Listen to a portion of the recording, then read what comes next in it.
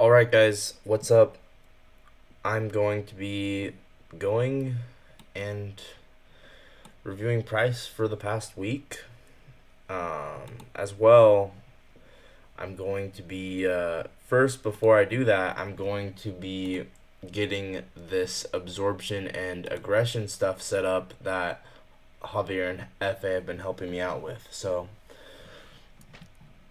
Because apparently, the reason I can't use trading views, well, you can. It's just not going to be as accurate, is because um, it's not actually telling you the trading view volume footprints isn't telling you the actual buy limits that hit the ask and the sell limit, or the buy market buys that hit the ask and the sell market sells that hit the bid. It's not the exact number.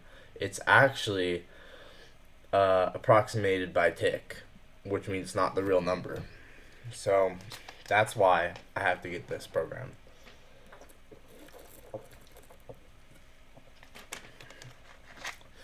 So we're gonna go get it.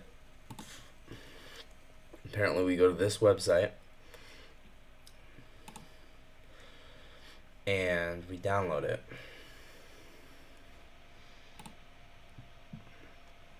And I'm gonna open up TradingView as well. Download.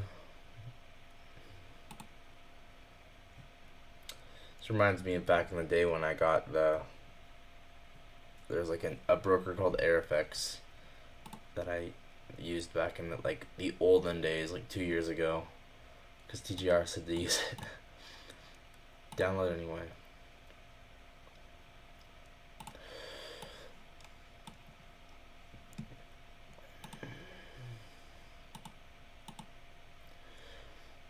So you can register a demo account for 10 days after the platform after its installation. Okay, I'm gonna turn the lighting up a little bit. I will try and do a market recap today. I can't promise anything, but I'll try. So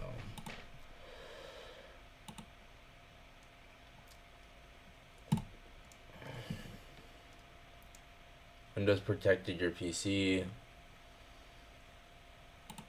but I want to download it.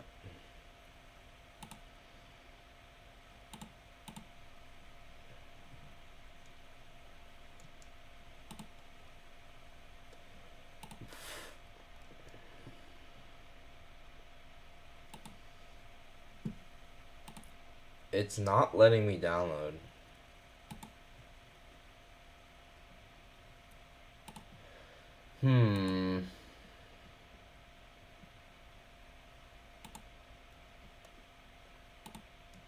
Let me ask ChatGPT.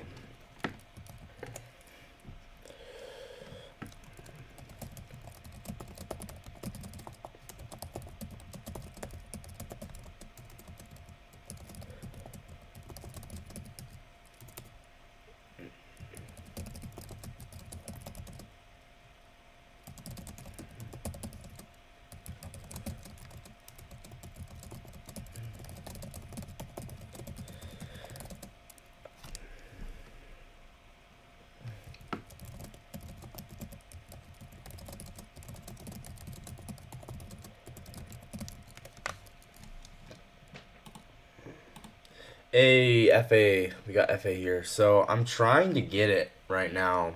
Every time I try and download it, right now it's giving me an error. Windows protected your PC. I'm talking to ChatGPT about it, so.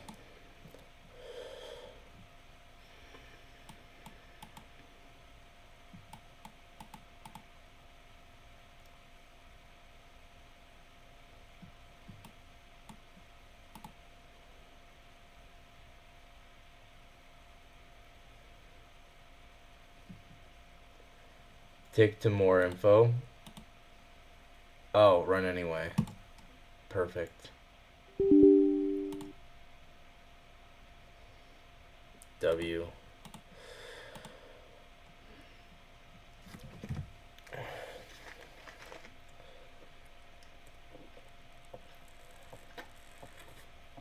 Perfect. Thank you, FA. Alright, let's try this. This program must be old. It gives me like 1990 vibes. Looks like you would use this back in 1990. So I just clicked run. Now you see only GPT. Yeah, I just clicked run, so hopefully it opens up here in a second.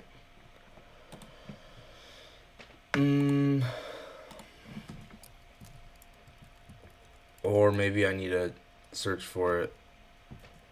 That's why it doesn't it doesn't trust that the Russian program.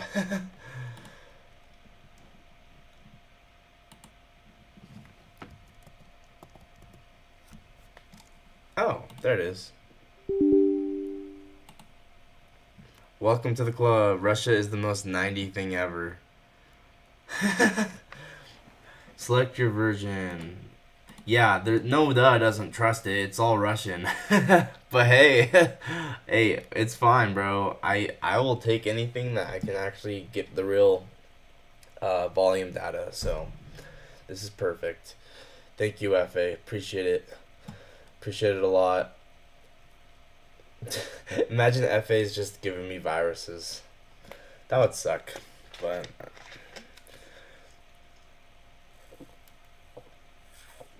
stop now. Okay. I'll stop right after it loads.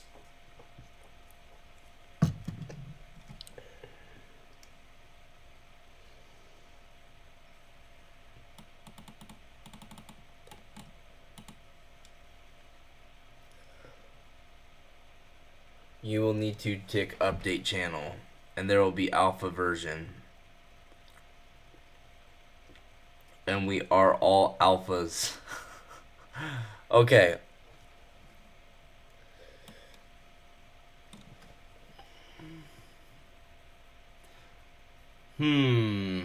What am I looking at? I don't have an email or password. I need to register.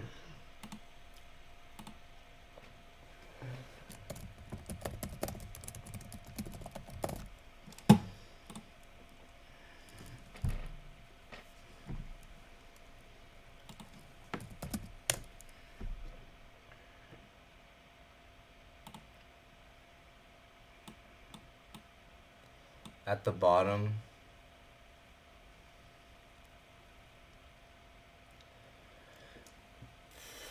I got a password. We're good.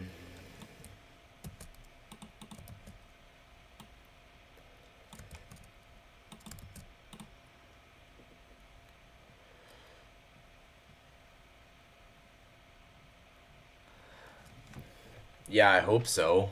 It better be. Alright. Select market type. US futures. Ooh, I like this. I like this so far. Whoa.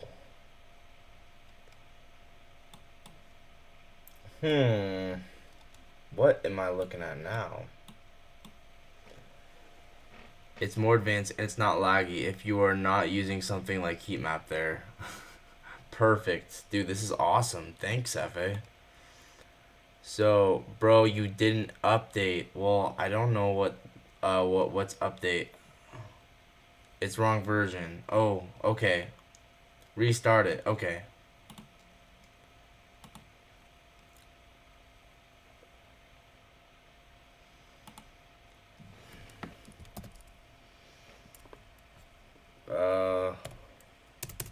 What's this thing called? SB Pro. Every time I start it, it asks me if I want to run it. It doesn't trust it. There is a button update channel at the bottom, then you start program. Oh. Oh, alpha versions. All right. Thanks, FA. I get the secret version. Oh my gosh. I love that. Alpha.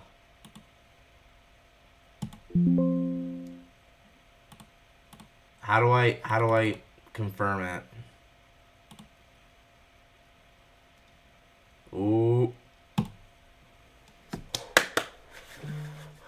We're getting the alpha version of the volume profile, or the the true the true information on the market.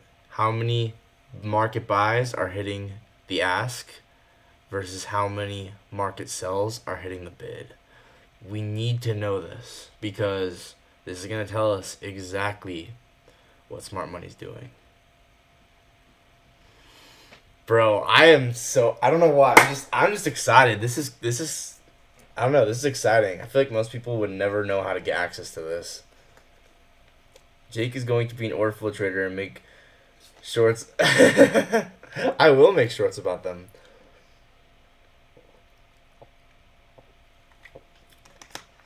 No, I'm gonna make I don't gatekeep, I help people. Alright. Bet. Connect. Let's do this. Yeah, bro, I'm just here to help everyone. Dude, it is kind of enigma because if you think about it, how can you be wrong if you're doing exactly what the big guys are doing, right? It's just common sense. If smart money, right, for instance, if we're getting a liquidity sweep and that liquidity sweep has a ton of market sells, what does that mean?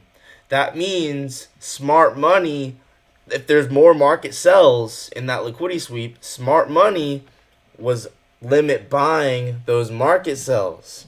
Liquidity sweep plays out. Expansion.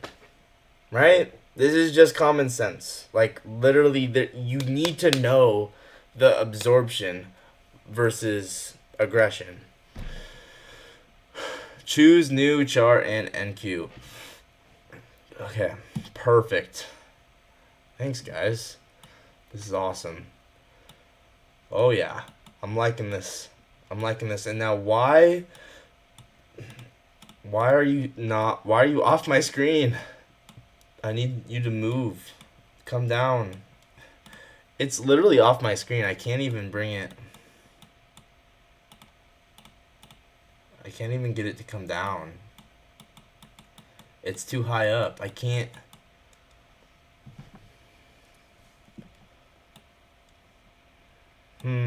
Oh, there it is. Move. Bro, how come it's like that? Alright, we're gonna figure this out. Hold on. Hey. Okay, come here. Alright, I got him. He's like I'm like trying to catch a fish. Caught the fish. Bro, I'm weird. I don't know why I made that analogy. Okay, let's just move on. So, yeah, we gotta figure out how to get these absorption bubbles. What asset am I even looking at? That's 71 cents. What is this? 6A? Click to the screen button or F12. I got it. So 6A. Oh, 6A is Australian dollar? Did not know that. Alright, I'm liking this. Dude, FA, you're the GOAT, bro. Thank you. FA, appreciate you so much. This is awesome. We got the true volume data. Alright, so now we want the bubbles. How do we get the bubbles? Or we just need the volume footprints. Oh, it tells us the delta right there. Oh, well that works then. Yeah, that actually works a lot. Wow. There you can see delta was negative 2,000. And that's where Smart Money got most of their orders filled, was right there. So right click indicators. There will be clouds.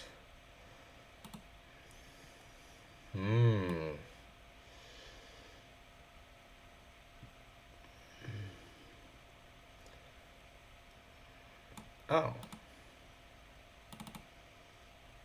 And copy settings the FA sent. Dude, I feel like I just got led into the inner circle with FA helping me out with this, bro. This is awesome. FA, you're the best. Thank you. Okay, and Javier, you too, and all three of you, Chess, you too. You guys all helped me with this.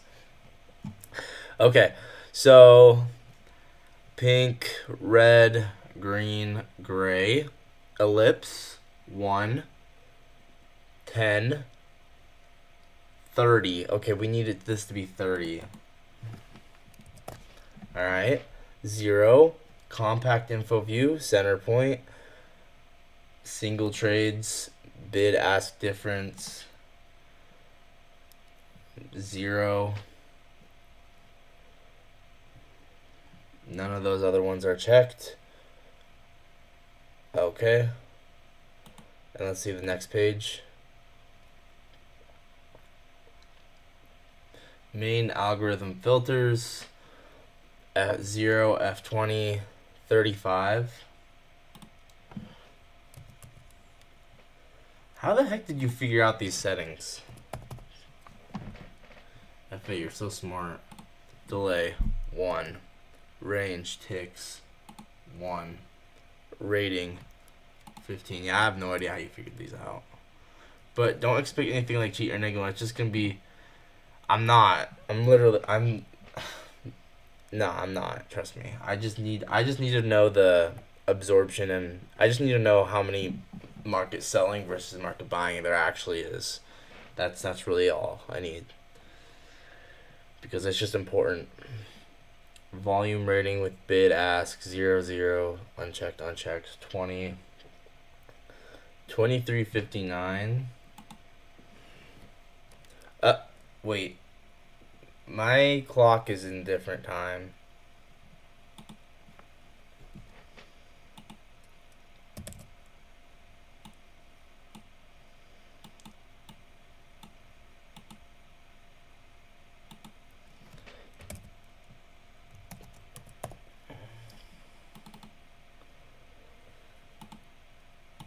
That's okay.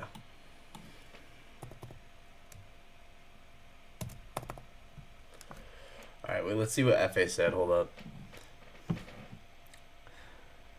I changed Jake's trading career today. Well, you can make tick limit a little higher. Tick limit is the minimum contracts to show the bubble. Volatility now is higher, so there might be too much bubbles. Just can make 35 to 50. Also speaking with devs. Okay, so make tick limit a little higher.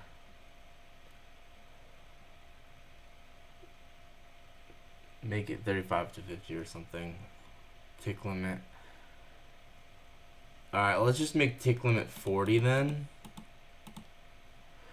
Tick limit, by moving tick limit to 40, it moved the rating up. It changed the rating. See, look, 15, it's supposed to be 15. And then I move it to 40, and it goes to 80. Alright, I'm just gonna do that. Whoops. Tick limit 40.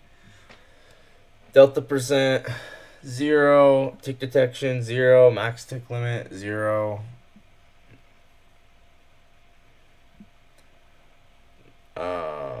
Enable smart, nothing, 0, 0. Clouds, info sorting. So that's probably unchecked. Okay, perfect. Apply. Bet. Woo! FA, you are the GOAT. Dude, heck yeah. So, now it's going to be loading the bubbles. This is exactly what we wanted. FA, you are the GOAT, bro.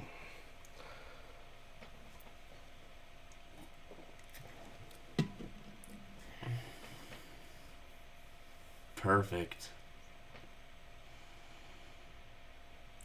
Whew. I'm liking this. Okay. So...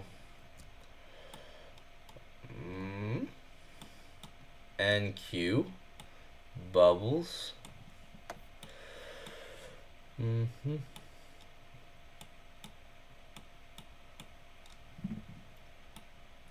Okay. So let's compare this with TradingView. So what time frame are we on? Okay, apparently we're on the 30-minute. Let's change this to like the 4-hour. The heck?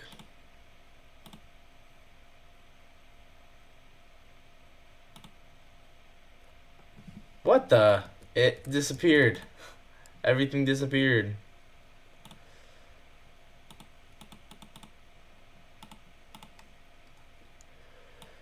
It was just here.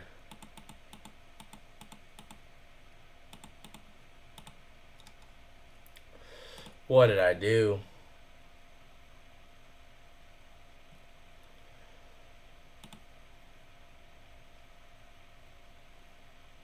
Oh, after I can. Oh, apply. Oh, thanks. Thanks, FA. Thanks. Okay, so right now it's going to show the 5-minute.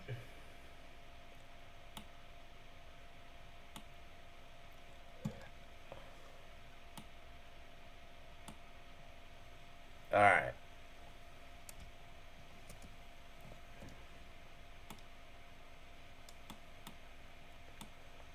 Yeah, so boom. 59. So it's saying that's showing the delta, right? 59 is what? 59 FA, what is the numbers what does the number mean?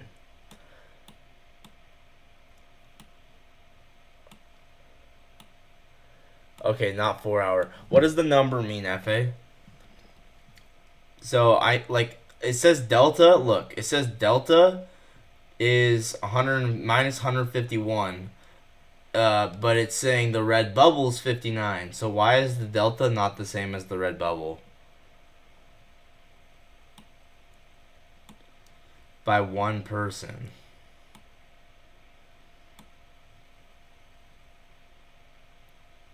Contracts? Yeah, but I want to know the delta. So the delta in this specific instance, let's just take this specific candle right here.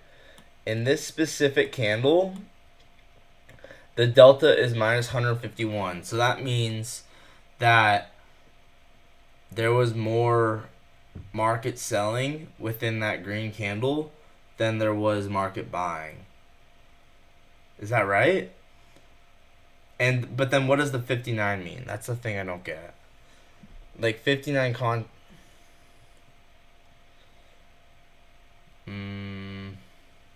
What I care about is the delta. So I care about the delta. I don't know if I care about the bubble. I don't really understand the bubble, but I care about the delta.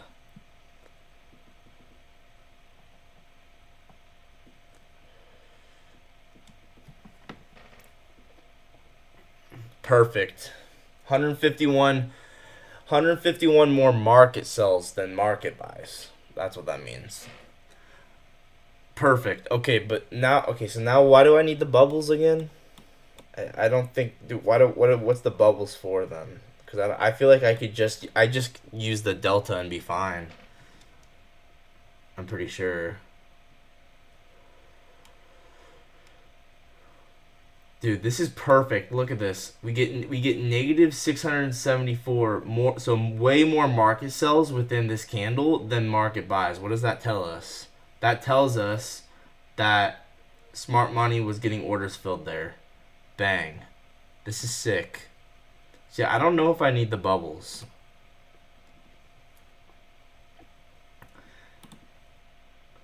Yeah, guys, I don't really need the bubbles. I don't know what the bubbles are for, but I don't think I need them. I can just use the delta that shows up.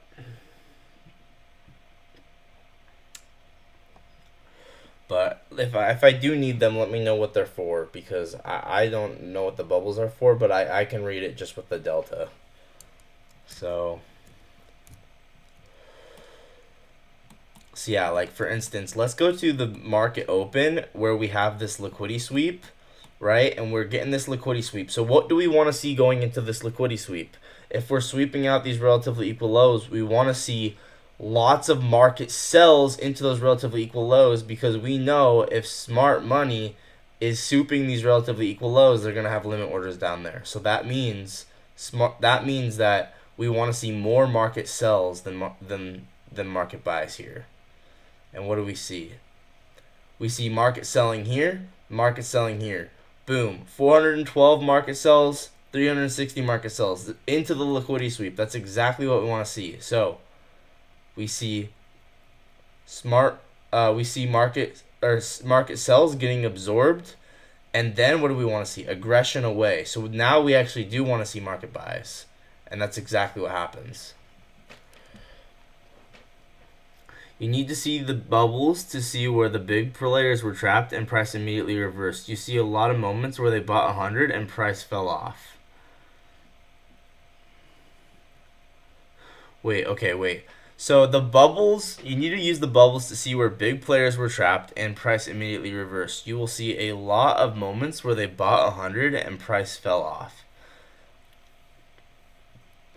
Okay, but what does the bubble mean though? The bubble is what? That's the one thing I don't get. You need to use the bubbles to see where the big players were trapped. Price immediately reversed. So what does 71 mean? Yeah, it's ChatGPT.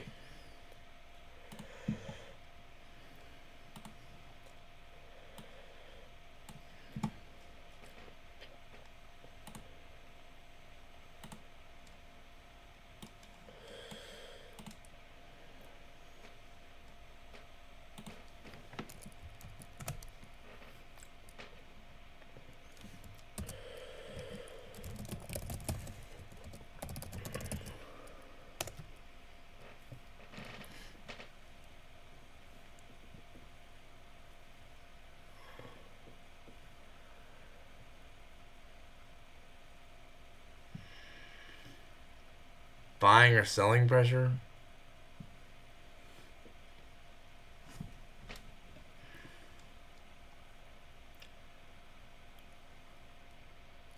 Where they bought 100 and fell off?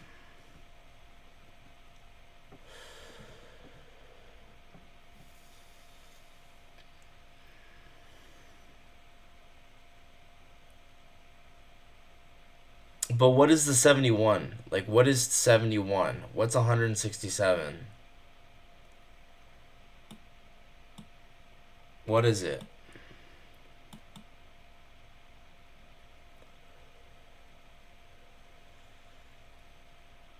Like, is this just one single person sold 71?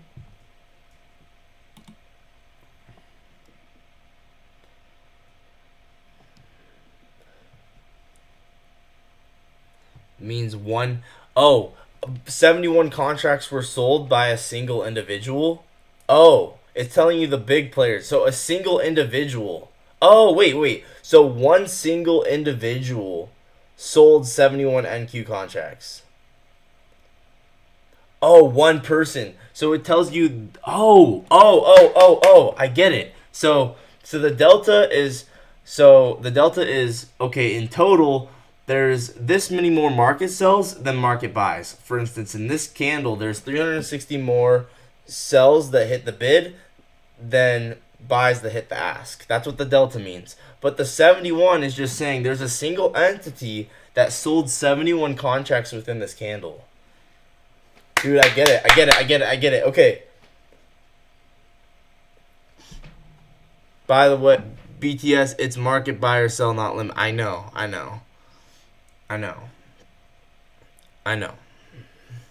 That's something that I've understood since I was looking at the TradingView one. Dude, sick. So we see here, what we see here is we see there is a big entity selling a lot within here. I am almost wondering, like, so when you see the big entities, like for instance, this guy sold. There's a guy that sold 47, 45, 100, 100. When you see this,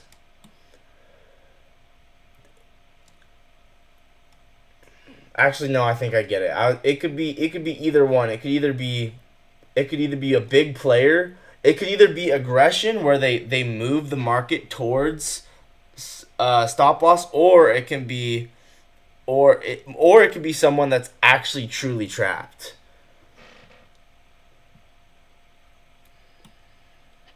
And if big player bought a lot and price didn't go up, there's a bigger fish that absorbed him with limit order. So maybe a hedge fund guy or just a richer guy. Dang, like this guy. Oh my gosh, yeah, look at this. Look at this one, right? This big dude, this whale, bought 51. This whale bought 50. He was absorbed by someone. This whale bought 50 NQ cons. He was absorbed by someone. Boom. We get almost an outside bar, not quite. And then we get the other guy, the bigger fish, displacing price away. Whew! Man, that is cool. Absorption, aggression. And you can see in total the delta as a whole. What there was absorption, 270, 74, 211. Even some more absorption within this red candle. And then we get aggression.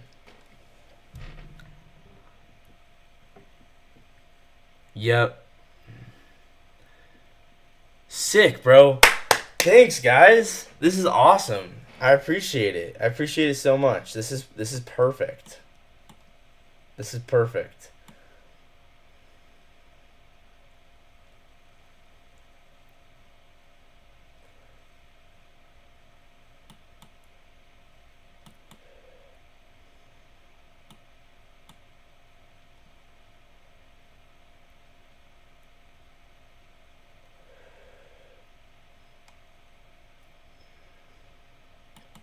Yeah, so back to this example, right? When I had my inversion for value gap here on the 32nd, this is exactly what you wanted to see with my trade, which is why my trade was so good today.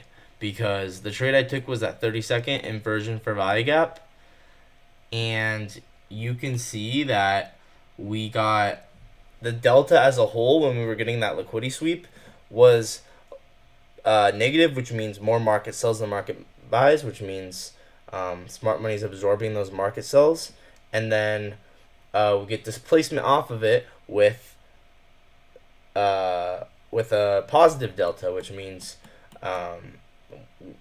aggression, which means the market's actually displacing away from that entry. So for instance, here, orders getting filled, aggression. Boom. There's my entry right there. This guy's trapped. This 71 player is trapped. This 167 dude. Oh my gosh. Poor dude. Look at this guy. The 167 dude just got absolutely cooked here. He got swept out and then we delivered lower. This is awesome. By the way, Jake, wait, let me read the last message. You can.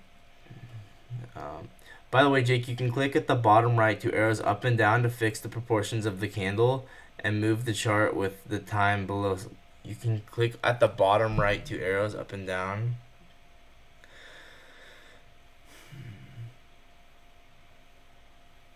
With below time slider. You want to see a aggressive buy or sell after absorption. Chess, bro. I already know this, bro. I told you. I said I've understood how the absorption and aggression works. But I appreciate it, bro. But yeah, I understand that part. Yeah, dude, this is perfect. Thanks, guys, so much. This is awesome. So is this just the free trial? I'll probably have to pay for it, right? Jake, you can click at the bottom right two arrows up and down.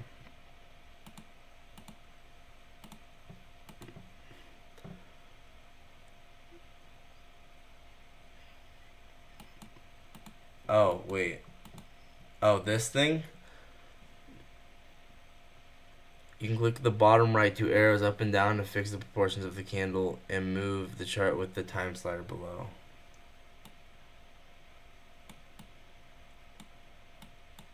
Fix the proportions of the candle.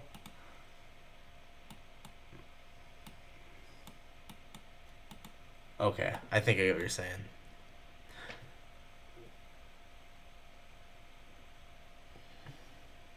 Right. That makes sense, FA. That makes sense. You're absolutely right with that, what you just said. Because the 71 dude, he was technically aggressing price towards the relatively equal lows. So you're right. But the reason I said that it was somewhat absorption is because um in general, like in general, there might have been some market participants that were getting orders filled prior to the equal lows. So all throughout here could have been considered absorption as well. That's why. But you're right. You're right. But yeah, technically he could have aggressed price to these equal lows and then taken profit.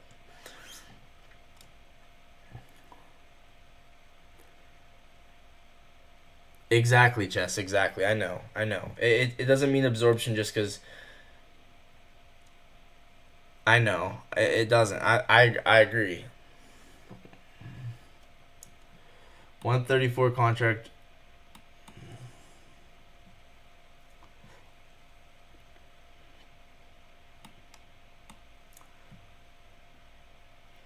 How come this 100. Wait.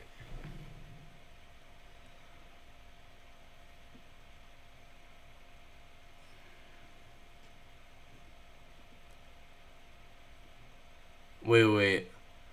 167 is nice. Yeah, the 167 one makes sense because this guy market bought 160. These are market buys, right? The bubbles are market buys, right? Yeah, I'm almost certain. But why did this guy who market buy down here get such a good entry? So someone market sold within this candle 134 cons and then instantly got wicked out.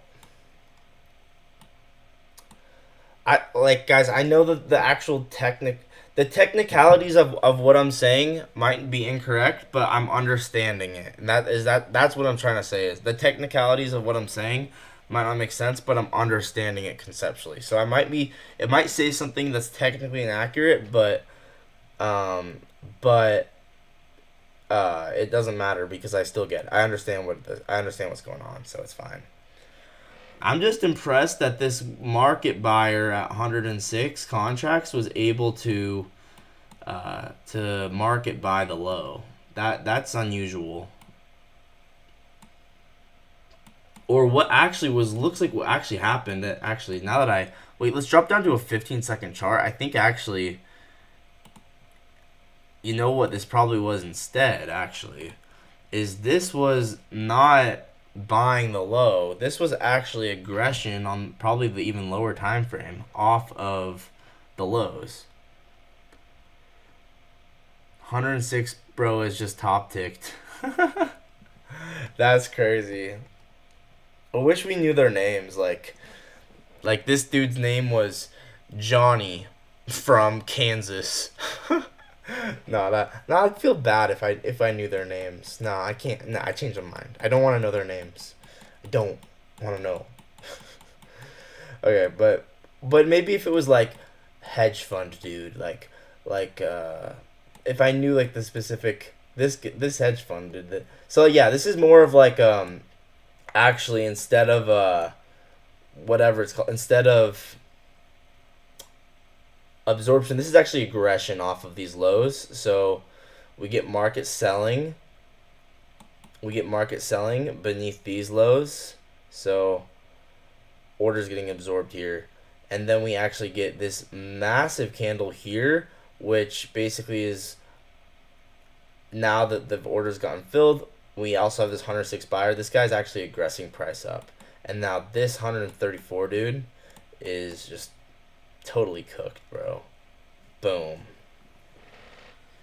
Ant-Man. Bro, the Ant-Man is probably this dude over here, I would guess. This was probably Ant-Man. And then I got my order filled down here. And poor little Ant-Man got cooked. Dude, this is awesome. Thank you guys so much. So let me just make sure I know how to open it.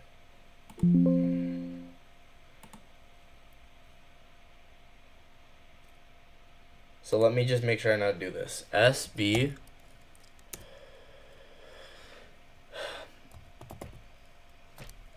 Pro 8. Let's actually add it to my home screen. Oh, I already have it. It's right there. Oh no. What did I do? Oh no. I didn't save it? Wait, actually?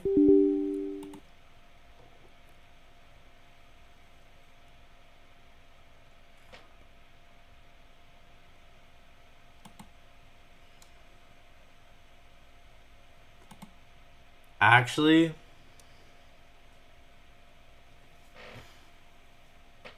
Are you serious? I didn't save it? Oh my gosh.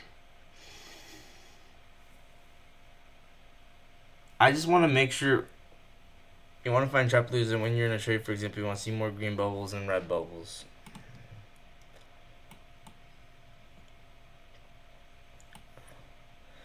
Dang. That's actually kind of sad. So wait. Oh no.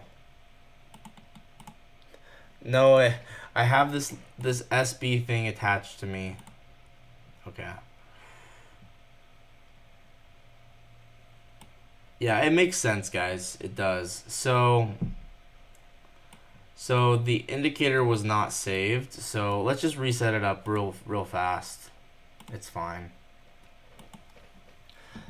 But that's why I exited out, so that way I could make sure I knew how to open it on my own. So I don't. It's all good. So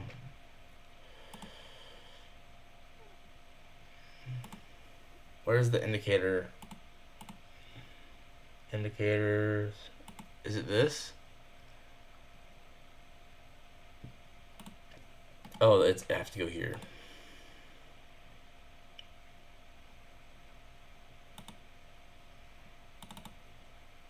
Okay, so I gotta just put the settings back in. Okay, how do I save the settings, FA? Alright, I'll do this really fast. This will be faster this time because I've already done it once.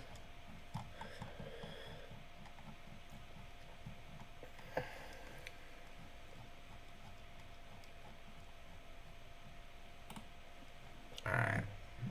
Eclipse 1, 10, 30, 0, check. Single trades, bid ask difference checked, count checked, empty, 0, empty,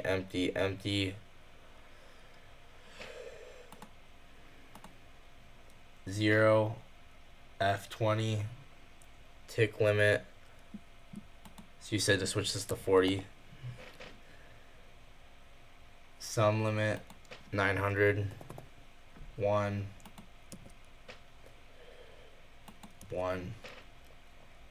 15. Volume with bid ask 0, unchecked 20.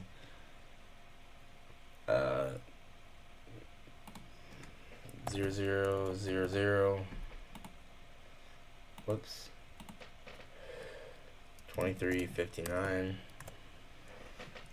0, unchecked 0. Okay, how do I save it?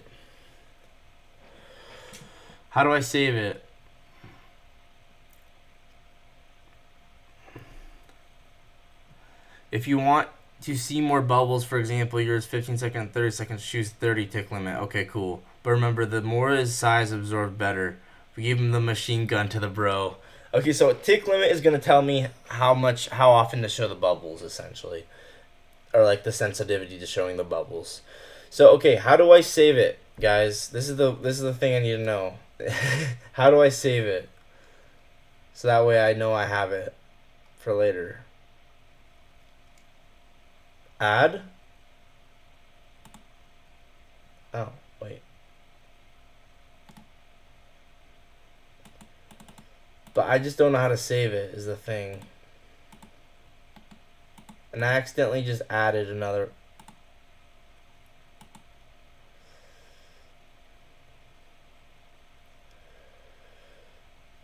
right click,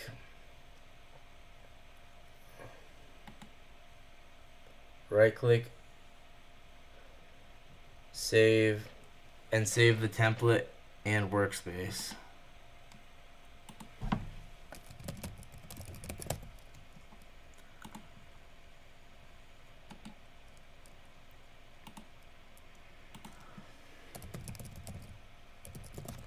Perfect. Let's go. Okay. It's saved. We're good. Woo! We did it. What is the wait? Why is there purple? Why is there purple numbers? Wait, why is there a purple number? I mean, a purple time. Anyway, this is perfect. This is perfect. And then obviously, if I'm on the higher time frame, I need to turn down the tick number because yeah.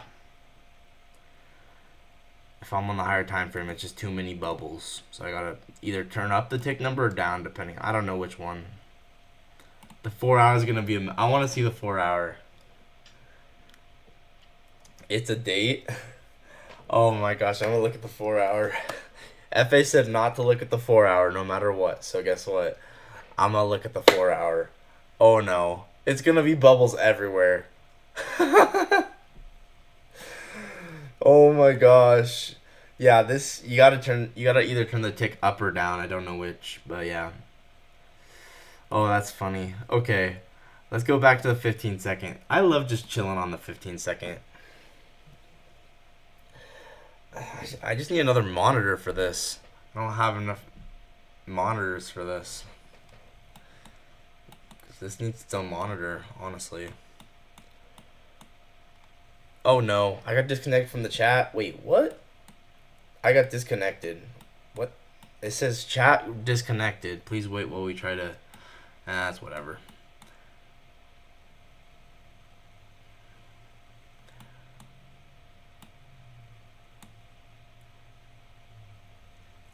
This is the opposite of what I would expect here, guys. Don't you think?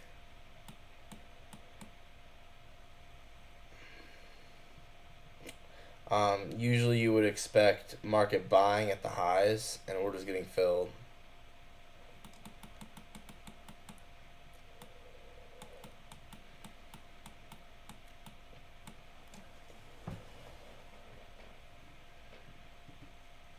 Yeah, this guy got trapped. This guy got trapped big time. Ooh, there you go. There's some absorption.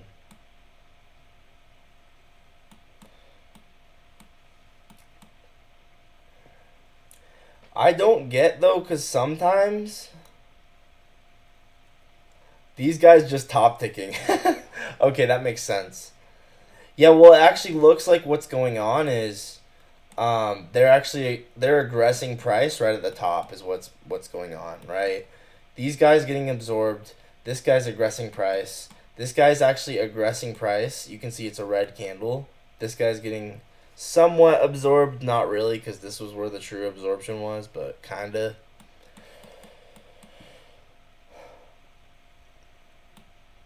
Anyway, this is awesome, guys. Thank you so much. Anyway, we should probably backtest here. I might use the bathroom, but this is dope. This is awesome.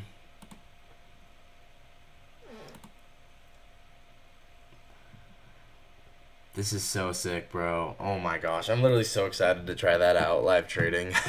You guys have no idea. Alright, I'm going to use the bathroom and I'll be back.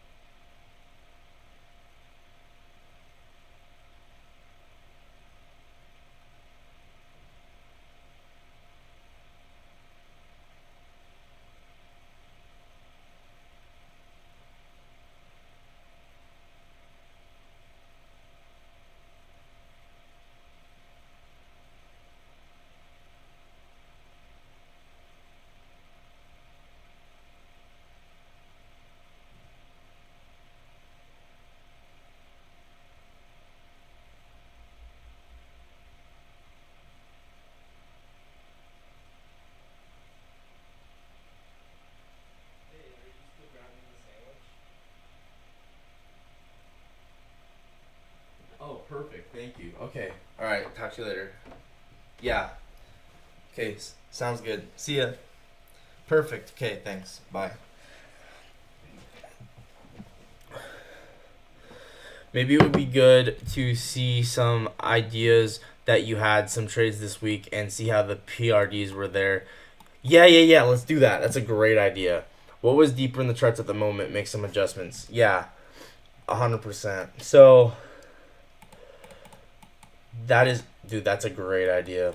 I think let's go to Thursday and then Wednesday, and then look at the trades I took. Um, let's look at the 5 minute on Thursday because this was the trade I took. Right, we had a new week opening gap, 5 minute change in state. So what would I want to see here? I'd want to see someone getting absorbed above this data high, right? I'd want to see someone or many people via the delta or the green bubbles getting absorbed above. This is the data high. I want to see absorption within these candles above the data high, aggression as we move lower, and then honestly more orders filled within this. I'd want to see more orders filled within the fair value gap here and the fair value gap here. So let's go ahead and look at the bubbles and let's actually see.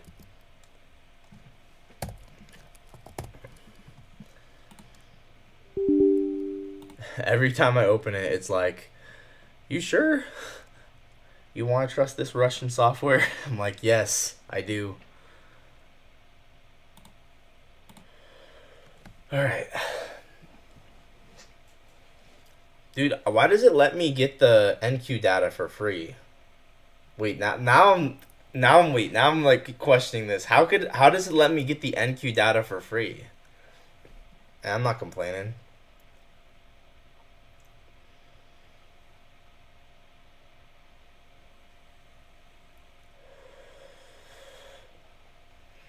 Okay, so we're gonna go back all the way to yesterday. So we got a long ways to go and really understand what happened. We actually go to let's start out at the 1 minute chart. Cause it's trial. Okay, well I'm gonna have to pay for it, but I honestly don't mind. And they're rich. That's the most valid reason. Yeah, well I'll probably have to pay for it and it's fine. Dude, these guys just kept getting trapped. Oh my gosh. Wow, look at all the big guys that kept buying and then just got cooked. And then finally down here, after we got all the way down here, they admit defeat. They admit defeat, all the big players admit defeat, and then we start going up. That's crazy. Oh my gosh. Wow. Okay. So, there's actually not a lot of bubbles within this, so we're going to have to just use the delta. But within these green candles here, I would expect what? I would expect more market buys than market sells. So, let's see. 131, 242, 492, 351. Perfect. That's exactly what I wanted to see. You can see ES screenshot. I wonder what happened. I'll have to check that in a second. By the way, that's a perfect absorption. I know that down here was just a perfect absorption. All these guys get cooked, and then we go up. Wow. Okay, back to what I was saying. So here we have absorption. Why? Because there's more market buys than market sells, which means smart money's souping, right? They're allowing market orders to buy their sell limits. Then we get aggression.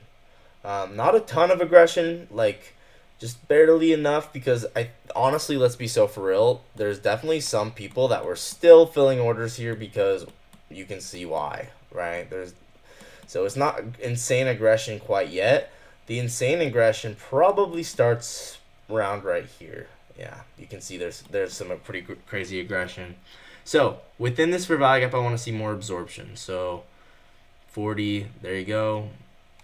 It's exactly right. It's exactly right. So absorption.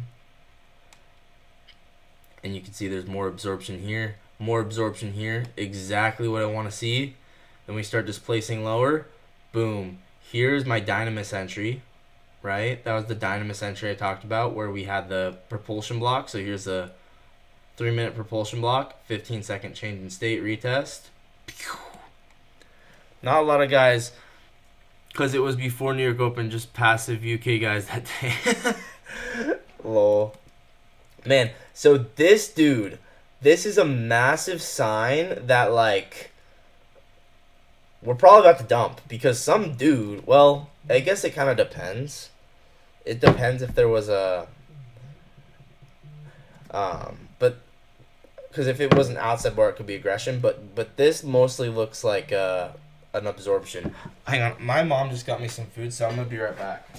I'm going to bring it down here, though.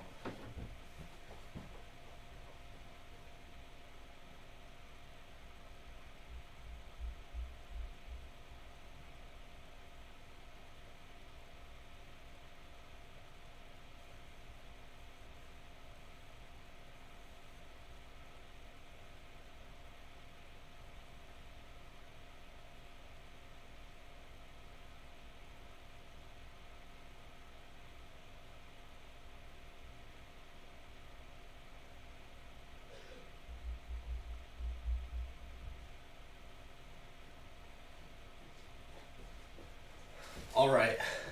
Dude, this is so awesome. I'm already loving this so much. Okay.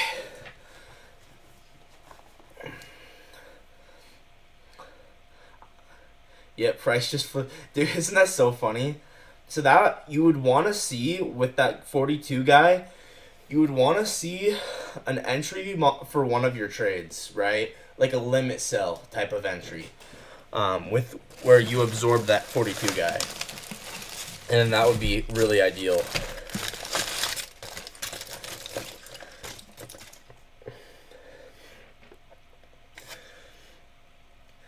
I'm taking pictures of everything I eat because I'm trying to track my calories. So now let's go down to the 15-second and get more detail.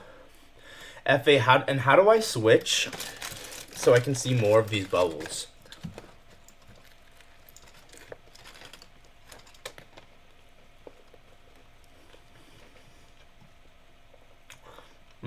Yeah, let's switch this. Actually, guys, I'm gonna go get some water. Just give me, there's a water bottle right here, actually. Okay. Also, that's why Fabio is trailing order.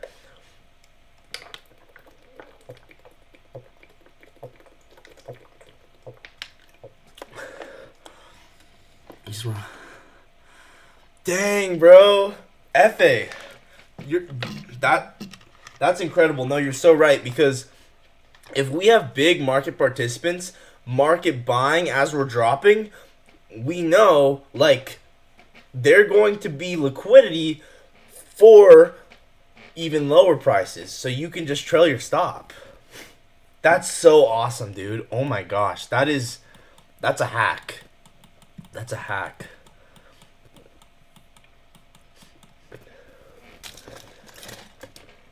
Okay, so set it to 20. I might do that in a second. Yeah, like, so when you see all these market buyers here, you know, okay, we can trail our stop because these guys are trapped. These guys are trapped, and they're going to be liquidity for us all the way down here. Oh, and what do you see? Finally, all the way down here, they admit defeat. They admit defeat. Wow, this is insane.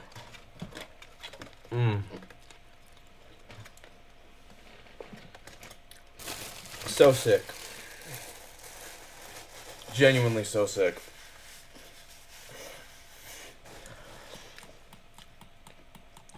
So once again, here's the 42 dude. Same dude, but now we're looking at him on the 15-second. He literally bought at the worst time. How do people with so much money be so bad at trading? I didn't know that was possible. I thought if you had money, you had to be kind of good at trading.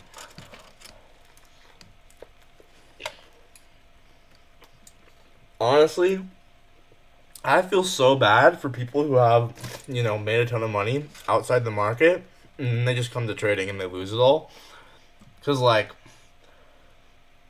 you can just lose it all instantly if you're stupid. I feel so bad. Actually, you don't even have to be stupid. You can just be a normal person who's not good at trading, and you'll lose a ton of money.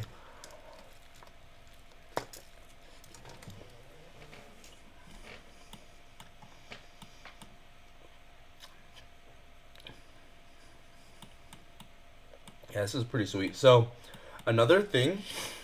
So this was yesterday. I said this volume balance was gonna be a really nice entry.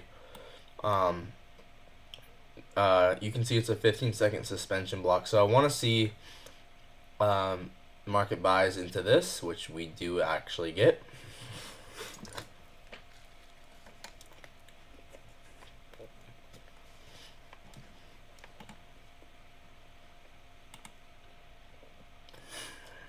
Let's turn the tick limit down.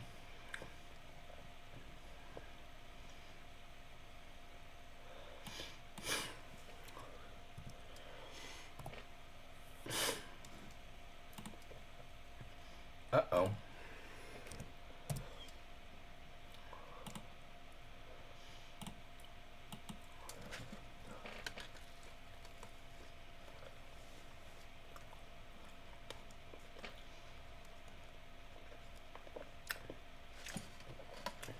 Alright, this is going to be interesting.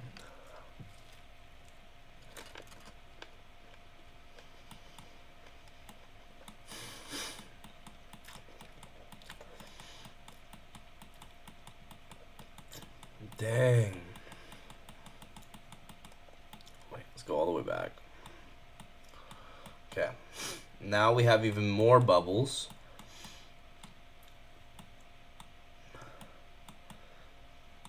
Okay, this is the dump that we're looking at.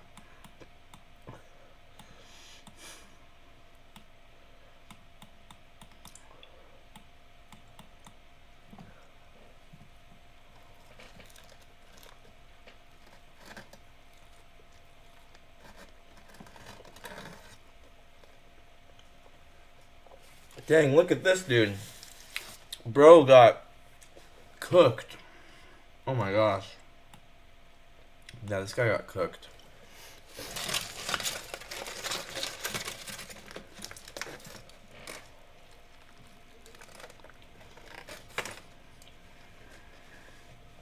Dang, this is so cool. And then yeah, inversion back down. So imagine you have this and then an inversion. What does this tell you? This guy's cooked. We've now inversed this gap. Perfect. Let's target these lows.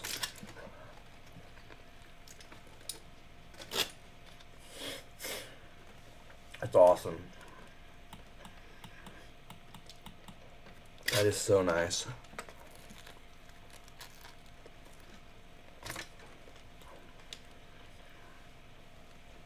There is a lot of market selling in here, though.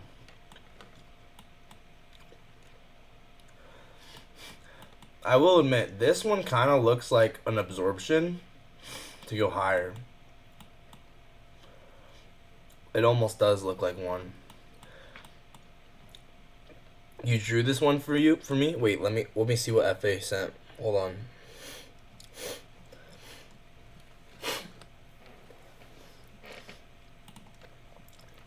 Wait, what FA? You drew what for me? Anyway, guys, this right here is kind of little tricky. Like, if I saw this live, I would maybe think that we got some absorption there, because obviously we have a lot of market selling. But also pay attention to, this candle. That's a lot of market buys.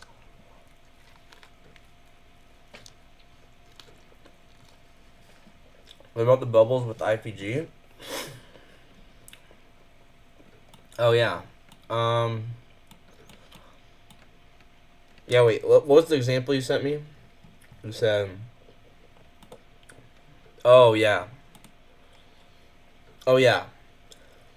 Absorbed seller. Dude, yeah, I could see why you like this. Honestly, yeah, that probably just doesn't fail that much.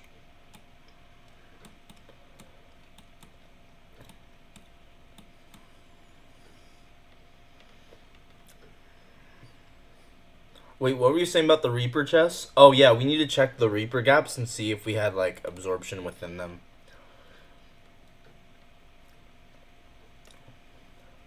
Yeah, there you can see there's a 37 market buys within this. We get an inversion here of negative 81 market sells. That's exactly what we want to see. This is crazy interesting. We have a buyer of 88 contracts. And 88 contracts in one buy. Bro. That guy's rich. That guy's rich as heck. Market buy. And then it's not quite an outside bar, but it almost is. And you might think, oh, there's a green bubble here, so. But no, that's not bullish. Because look at the delta. It's negative 61. It's aggression. And then we have another dude that gets trapped here with 72. You had to mention he was. He was rich. Not anymore. Bro, I already know where this dude sold. I already know. He was one of the dudes that sold down here. Poor guy. This poor dude. This guy that got absorbed here. Bubbles and wicks are absorption too. What do you mean bubbles and wicks?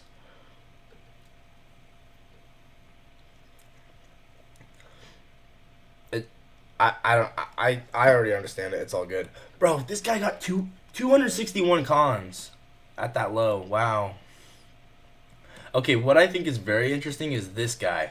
100 market sells. Wow. No, wait, hold up. Look at the delta on these down close candles. Oh my gosh. This is crazy high. Negative 456 more market sells than market buys within that candle. Bro. Yeah, when you start to get these crazy delta candles, you know.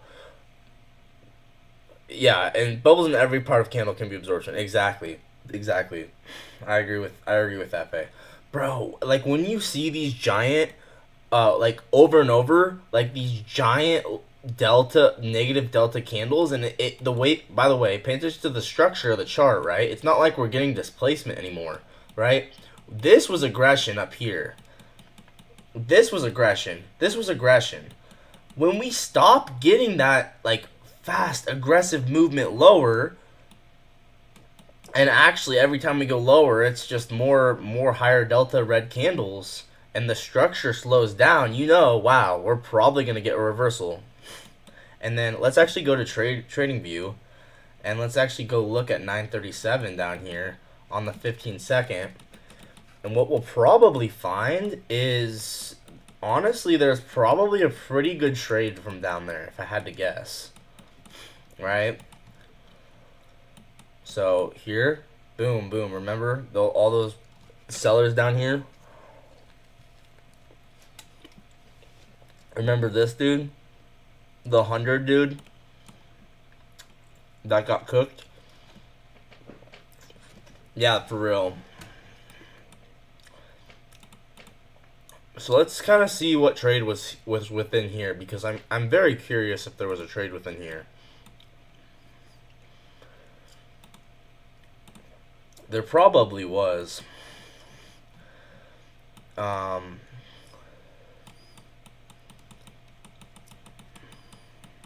So yeah, where was it? We're all the way here. Okay, so there's not really a new day opening gap. What about new week opening gap?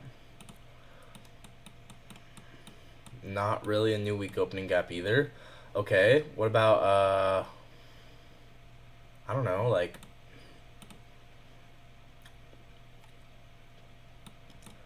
what did we have here as far as key levels go? I guess we kind of have a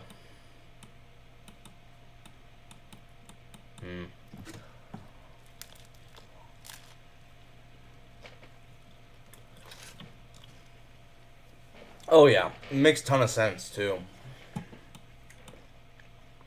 Like the way structure dies out, like where it's not, we're not getting as much displacement, but we're still getting a ton of market sells. It just tells you, wow, we're probably getting orders filled.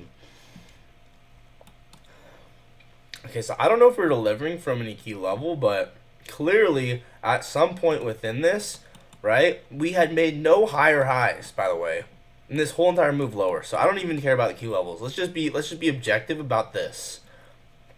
There's no higher highs. Not a single higher high until right here.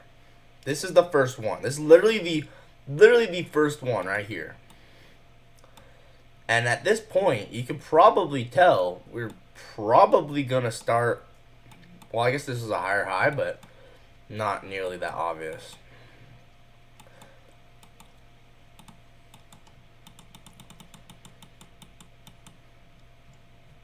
I just wish there was a key level down there, like a new day opening gap or a new week opening gap.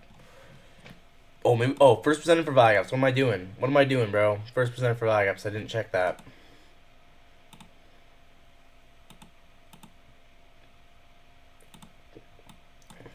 And unfortunately, it's not going to show from a ton of days back.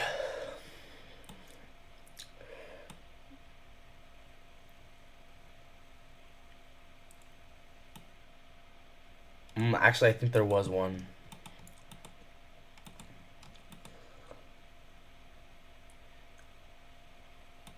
$930, $931, $932.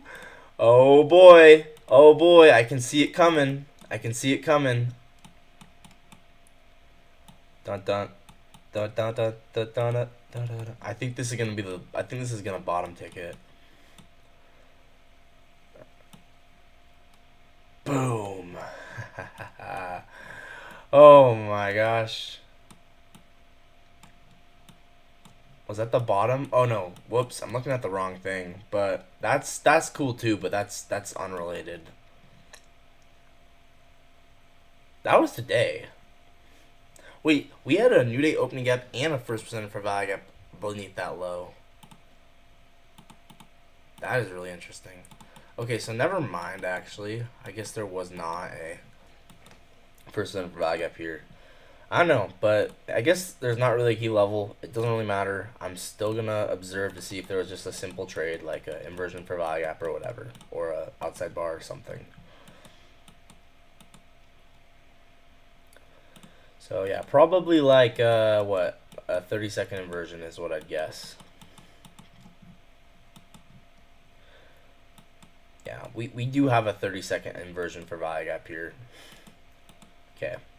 So yeah, this right here, this is the trade Dodgy took actually. Now it's kind of coming back to me, but this 30-second inversion, we have 3 drives, right? 1, 2, 3. It's like it's what I call like the Wyckoff thing, where it's like 1 low, 2 lows, 3 lows, and then we get the inversion. We get the retest of the inversion, which occurs when we had that guy that sold 100 contracts.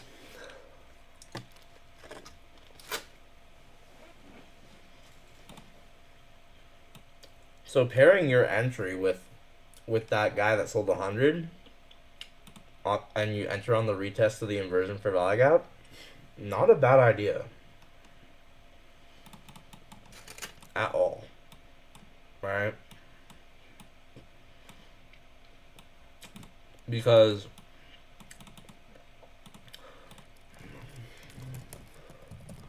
right, what we do when we get this inversion for value gap, and then we have this guy selling into our inversion for value gap retest, we know that he's going to be our liquidity for way higher. So we enter on the inversion for value gap retest, bang.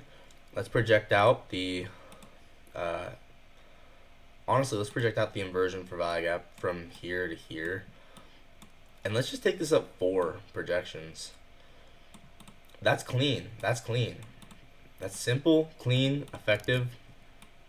Bang. We ended up going 7 projections as well.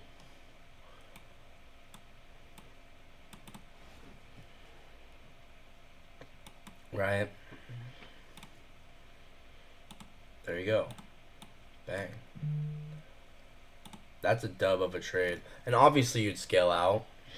Like, I'm not dumb. Like, you'd obviously, you know, take profit here, here, here. It looks like you'd be able to buy 2 cons, so with my risk, so that's nice. And then yeah, probably break even once we run this high. Or like better. Like break even. Liquidity sweep. Pairing this dude's order with our entry. That's so dope. That's power right there. That is power.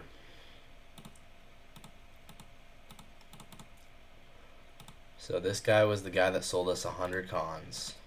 And he entered right at our IFG retest. Bang. Bang.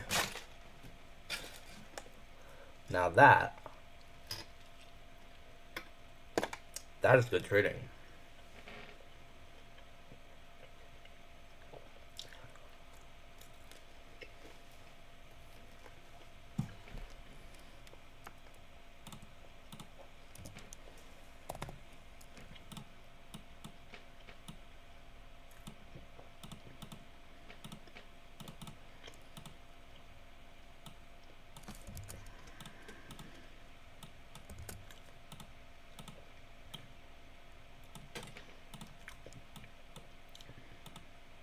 This is so sweet, bro. Thank you. It's awesome. Okay, I'm done with my food. I'll be right back in just a second.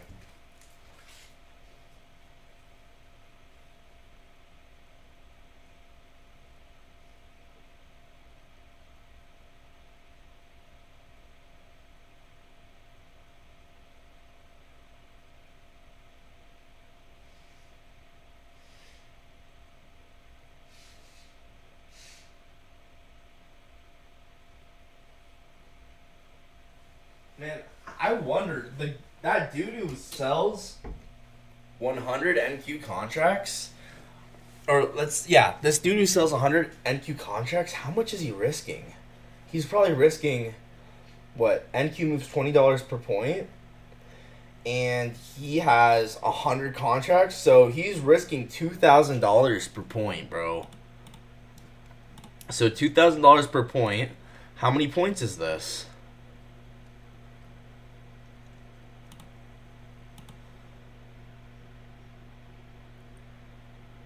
Oh my gosh. Bro lost. Let me get up my calculator. Whoops, that's the wrong thing. This one dude, in a matter of 3 minutes, bro lost 20. So $20 per point times 100. So he had 100 contracts times 93 points. Bro lost $186,000 in 2 minutes. Holy crap. That's insane.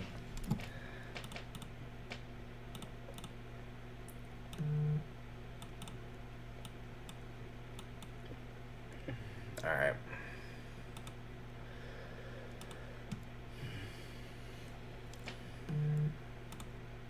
That is actually so insane. Dude, FA, Chess, Javier, you guys are the goats. Seriously. This is awesome. Chess is still here.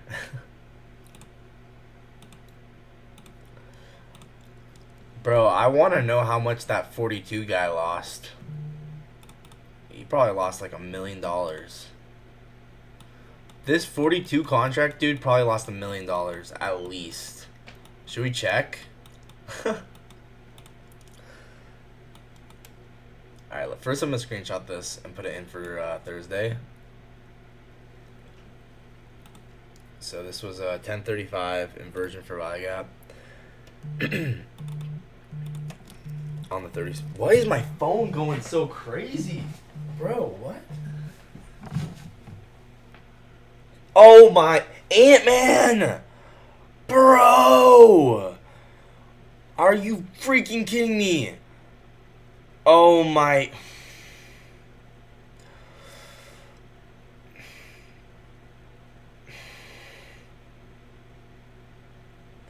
Dude, why? It's not even funny. It's not. It's just stupid. Bro. How do I prevent that? How do I even prevent that?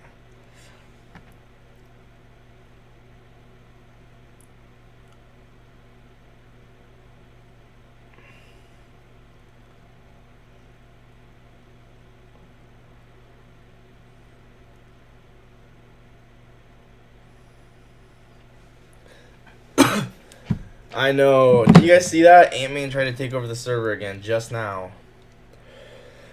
It's whatever. 1035. Inversion for value gap on the 32nd. And yeah, this was dope. This would have been an entry on the retest. Alright, let's go ahead and save that. So now, I want to see how much this guy lost. This 42, the guy that sold 42 cons. I'm just so curious now. Oh my gosh. And let's see if there was a trade that we could have paired with against him. Let's see if there's a trade we could pair against that 42 con dude. So here's the guy that sold 42 cons. He was all the way up here. Poor dude. Oh my gosh. I really hope he sold not to. I hope that he sold here, bro. I really hope that he sold here. Man, I'd be so. No, bro. He sold down here. Oh my gosh. The $42. The 42. You guys think this is the same guy? You will now really understand how much money is. Bro, yeah. I will. Oh my gosh. Dude, I think my suspicion tells me that this is really unfortunate, but my suspicion tells me that this 42 dude is the same 42 dude that sold down here. Oh my gosh. And I bet you he didn't even want to get stopped out. I bet you he just got liquidated. I bet you he was full porting. Oh my gosh. Oh, that's so sad, bro. Oh my gosh. Okay, we gotta see. We gotta see if there was an entry with this 42 because I am so curious now. This was at 828.45. And once again, as well, positive deltas going into this fair value gap. And as well, positive delta going into this fair value gap. Positive delta going into this fair value gap. All things we want to see, right? So, 42, the 42 guy right there. Sometimes you can understand where the exact persons are, but it's not 100%. It'd be crazy if that was the same dude. This guy might have gotten lucky. This seller, maybe he bought back right there. Oh, you know what? This dude probably got stopped at break even. Look, this guy. I bet you he took like a high time frame change state delivery and then or an inversion for value gap and then he got stopped at break even. Bro, you can kind of tell who's the same dude. This is kind of funny. You can low-key kind of tell. Like, if there's 108, I bet the 108 guy is going to be paired with, I don't know, maybe there's not 108. I don't know. But if that's the case, that's kind of funny.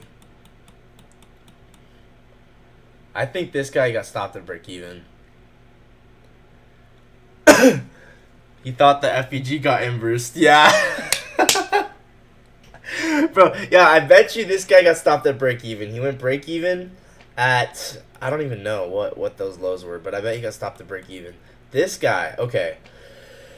Yeah, so we want to see on the 15-second chart was there an entry that we could pair with this guy, right? And I believe there probably was.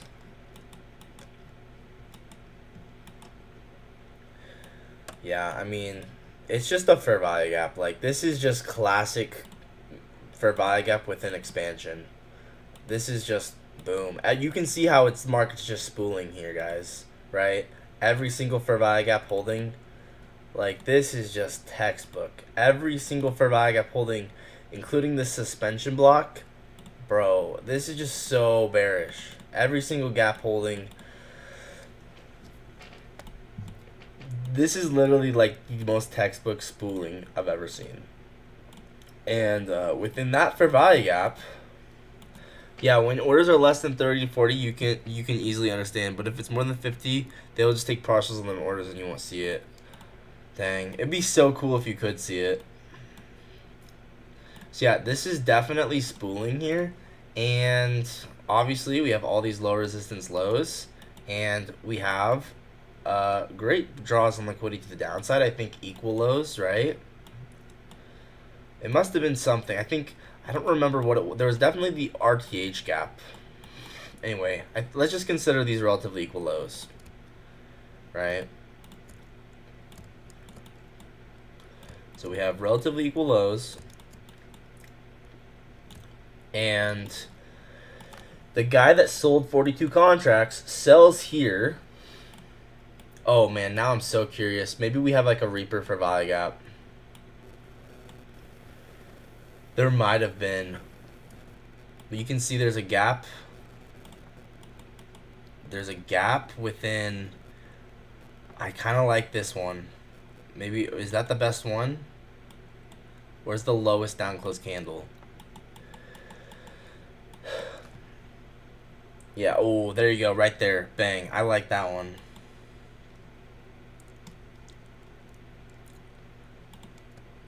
I guess that's not the lowest one. Maybe this one. This is the low. This is truly the lowest one. No way, bro. Oh my gosh. Wait, that can't be. Is it? I don't know if this is that obvious, though. It might not be as obvious as I'm thinking.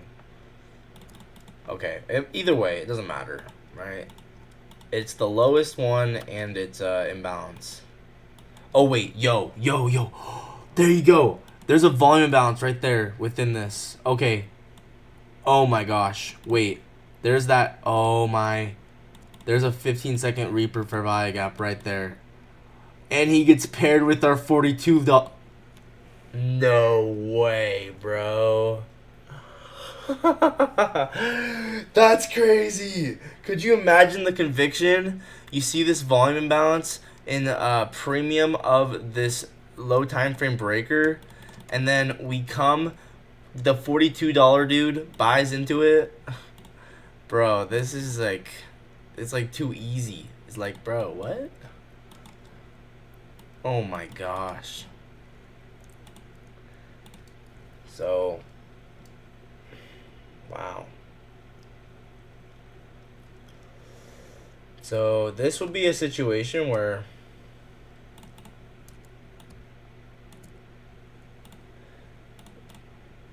might be fun to do the Reaper kill shot. When you see that $42 dude get trapped, just be like, okay, let's film, get my order filled. Bang.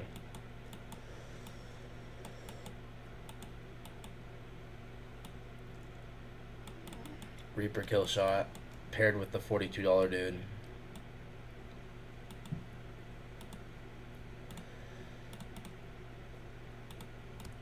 And paired with spooling. And right before market open too.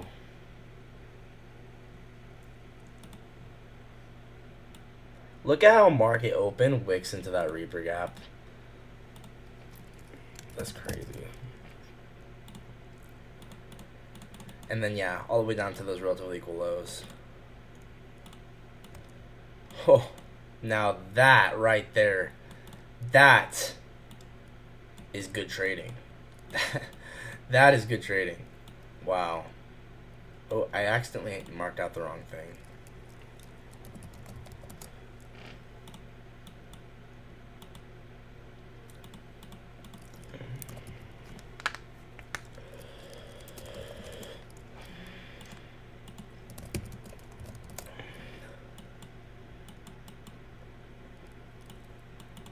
Man, this is so powerful. It's not even funny. Oh my gosh.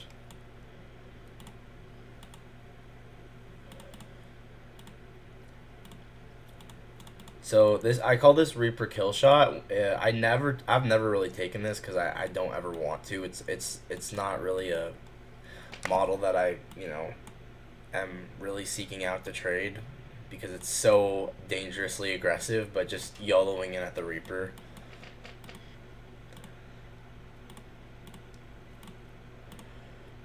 Yeah. Once again, I wouldn't take this, but I just think it's so fascinating.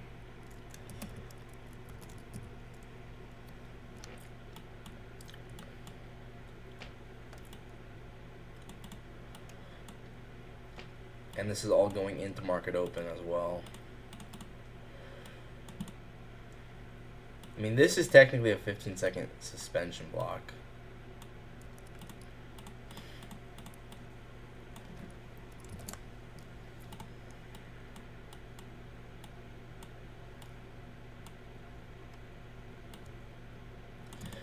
Yeah, this is awesome.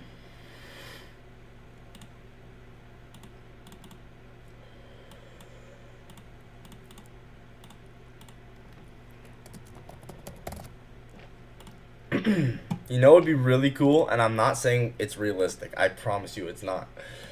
But if right at market open, we use this Reaper and we look for a 1 second change in state off of it. Oh, that would be crazy. 928 Reaper. Oh wait, we forgot to mark out that dude. So this $42 dude.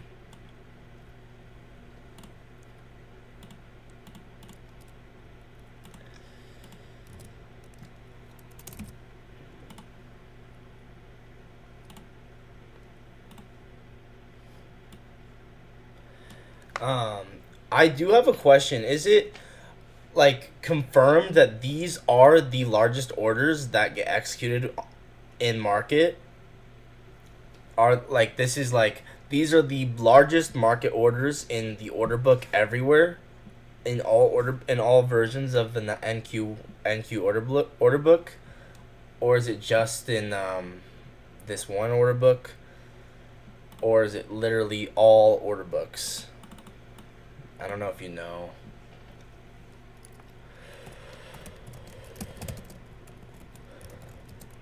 Reaper kill shot on the 15-second.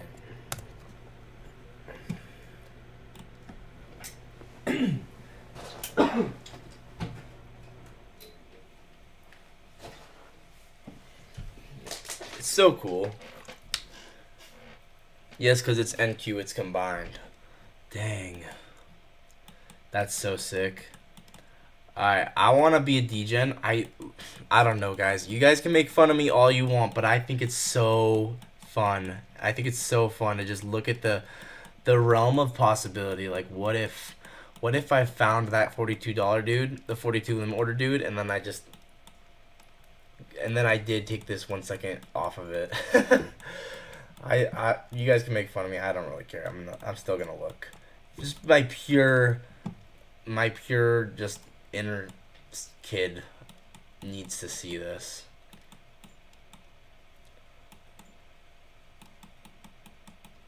No, the 1 second chart doesn't go back far enough. Okay, let's check the 5 second. Yeah, my inner kid's too interested in this. I gotta see if there was a low time frame. There's definitely a pin bar.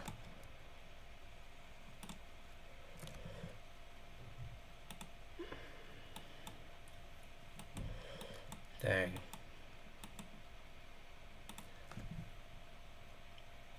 Yeah. That's crazy. Well, I think we should look at a different segment of price. think we've um, looked at this a lot. Maybe let's look at the longs that occurred yesterday. I mean on Wednesday, not yesterday. Right. So, okay, I want to see. Actually, why was Wednesday bullish? That's kind of the first thing I'm wondering is like what actually was going on behind why was Wednesday bullish here?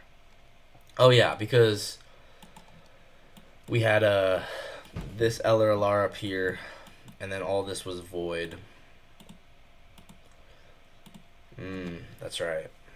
So the market traversed this void, and the big reason it did, I'm not going to chart it all out because it's going to take too long, but bullish expansion weekly profile actually didn't end up turning out to be one because obviously Friday we reversed, or Thursday we reversed.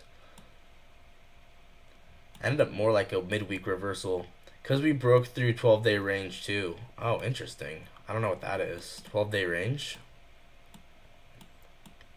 Um.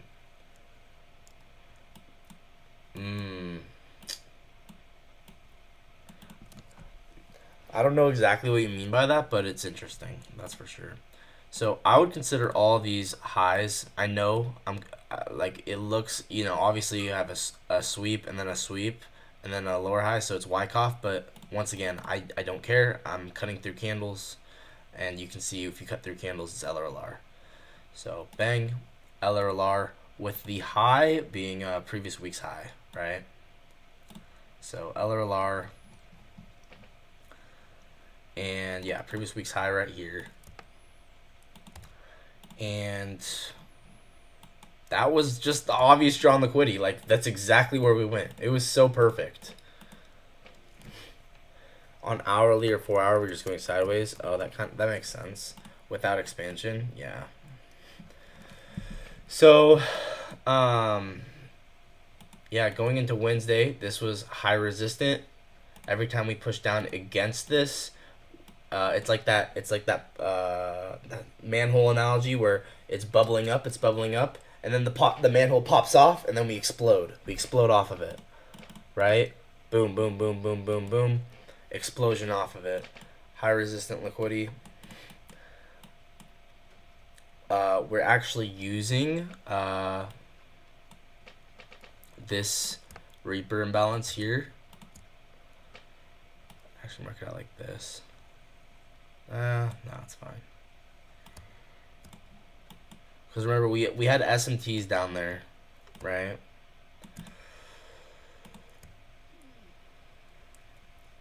So from here to here. And once again, I know we had some kind of SMT here. And I want to see, it'd be very interesting. Maybe we should go on the 5-minute chart and see if there were any people that were absorbed within this. But that's kind of, we might do that in a second. So, yeah, obviously we have that Reaper gap there. Let's see if it was overlapped with the like new day opening gap or new week opening gap. Dang, it literally kind of was. Well, not one that recently formed. What about new week opening gaps? Okay.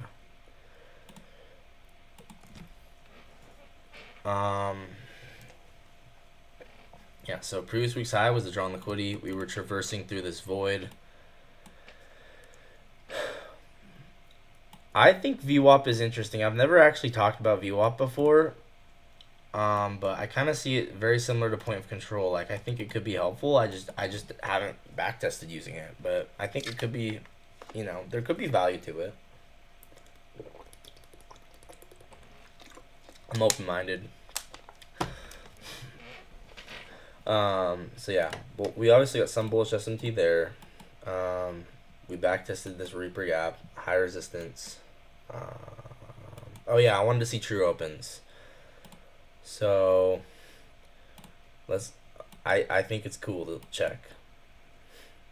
Monday, 18 o'clock. So boom.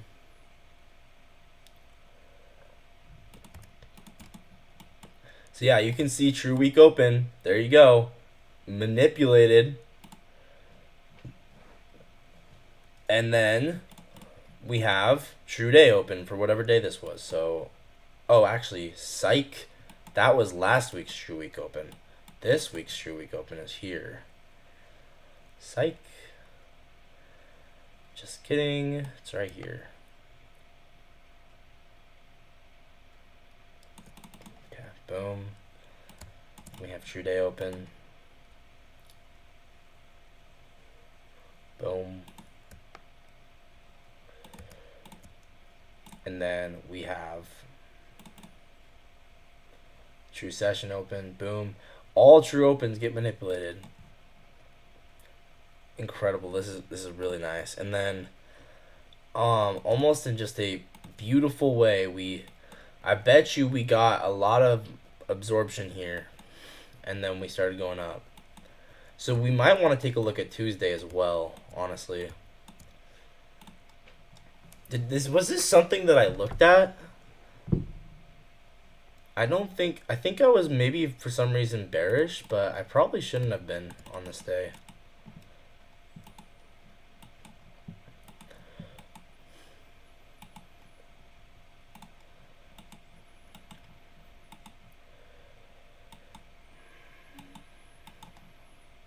Yeah, we had some kind of outside bar here. I would like to see what asset had SMT. Was it YM? I think it was YM.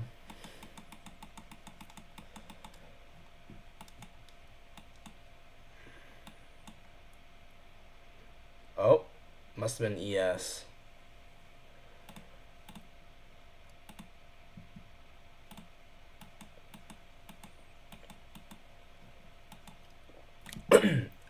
Do you guys remember this day? What trade did I take on Tuesday? I don't even remember. I don't even remember this day. Why don't I remember it? Okay, yeah, so we do have SMT with ES. You bottom ticked this? Oh my gosh. Oh yeah, this was the day I called price all day long. I remember this. I said, okay, we're inversing the 15-minute to the downside, manipulated all the true opens, we have a rejection block, boom, inversion to the downside. Then, what I didn't see is we obviously had a bullish SMT, and we swept out these range lows, manipulating all the true opens because of absorption. Let's go, FA. Oh my gosh, that's awesome. So yeah, we manipulate all true opens. We get SMT with ES. We might even use... Honestly, we might even use a rejection block. Almost. Kind of. I don't know. It's not that obvious to me, so I'm not going to mark it. But yeah, let's see if there was an outside bar or an IPG here. There was obviously the 3-minute. The 3-minute doesn't inverse, but it is an outside bar, so... that is something to consider, so I would definitely consider still taking that. The 2-minute did inverse, and the first presented for value gap inversed as well. So this trade, I think this was the first presented for value gap, this inversed. This is the trade that I wish I took, honestly. 930, 931, 932. SMT with ES. Yeah, this first minute for value gap inversion was just amazing. And then we'll check absorption. We'll see if we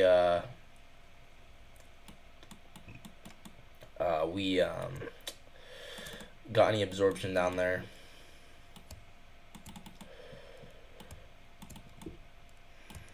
Yeah, man, this was just beautiful. And then even the true 90-minute open, we were below. Right? So 922. So every single true open gets manipulated. Boom. Expansion. Explosion. I bet you there was probably the delta on this candle was probably insane. We're gonna have to check that in just a second. So first presented for value gap gets inversed. That's at least my entry. FA's entry is the pin bar down here, which he's just the GOAT and he can do that, but I would enter on the first presented for value gap getting inversed. We want to see the idiots who shorted the bottom tick. Yeah, we do. We do. We also want to see people getting absorbed here as well. So absorption here and then absorption here. And so, okay, so let's go ahead and take a look and see. We're going to have to go back quite a way. And we're going to need to go on the 1 minute chart. So 1 minute. Let's apply this. Yeah, we're going to need to go back quite a bit. But we want to see a lot of market selling into that move lower, below all the true opens. And that's going to be very, very helpful for us. So let's go all the way back. Find that Tuesday move lower. And then we will take a look. So, was it over here?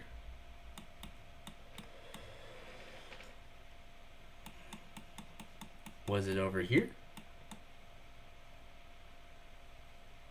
Oh, this is the 2nd of February. No, the 18th of February. What day do we need to go to? 24th of February?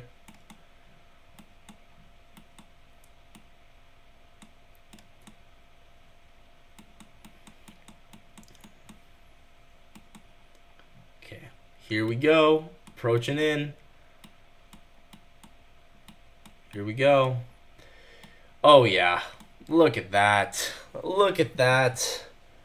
Right at those lows, you can see absorption, absorption, absorption. Well, I know FA might just cannot consider that. FA might be saying, oh, that's aggression towards these lows. Okay, fine, whatever. I still consider it absorption because of the fact that look at the move that happens after. So I would still consider smart money would be filling orders here, here, and here. Look at Jake with professional charts. Heck yeah, bro. Dude, it's actually so valuable. It's crazy. So we have, and yes, you might consider this aggression towards these lows. Fine, whatever. I still consider this absorption to go, take profit up here. Holy, who bought 564 cons? Bro, what were they doing? Oh my gosh. Okay. Boom, boom, boom. Yeah. And then let's check the delta. You can see the delta is just massive, massive negative candles. Yeah, and then you can see the delta on this one was just insane. Like it just kept getting worse. And you know it's really bad when the negative 494 candle, which is way bigger, the negative 494 candle, which is way bigger, is almost the same amount as the negative 467 candle, which is probably half its size. That's how you know it's bad. Like this candle, compared to this guy's size, should only be like negative 200. But it's still negative 400. That's how you know it's bad, right? So much absorption within these candles here. So absorption. Let's go ahead and just mark out that this was like a negative 51 player. So we had a 51 dude. We had a 30 dude and we had a 42 dude.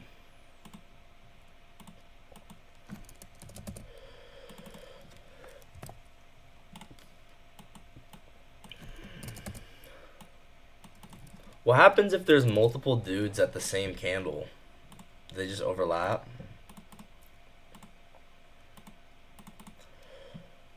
Oh, I know what I'm going to do. I'm going to make big players bigger. I like this. And then I'll make the delta smaller.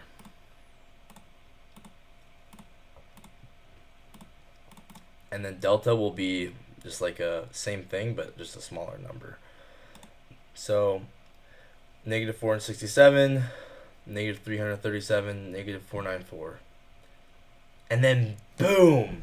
Check out that displacement right there. That's awesome.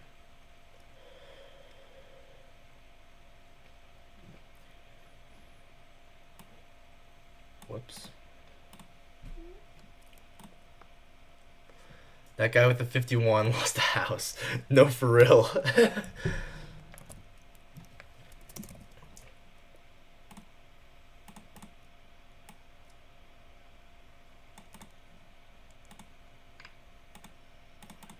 I might actually make the color like a lighter red or something. Or like, actually, I'll make it orange. Yeah, I like that.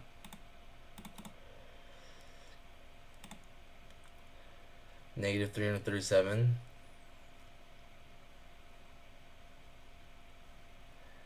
And negative 494.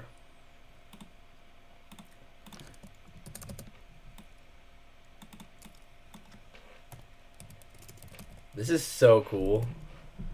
And then negative 494.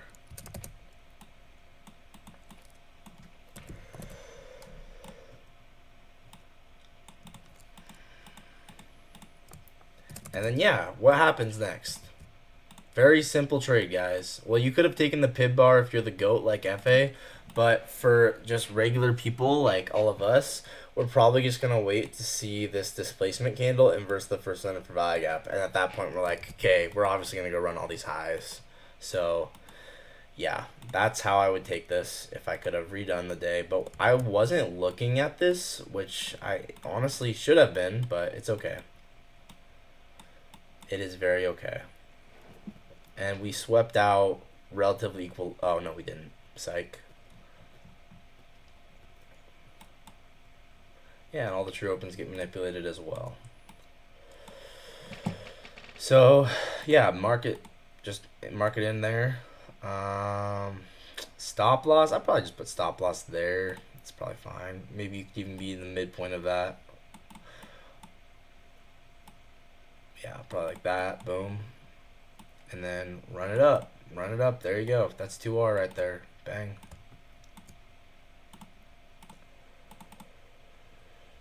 All true opens manipulated. Perfect.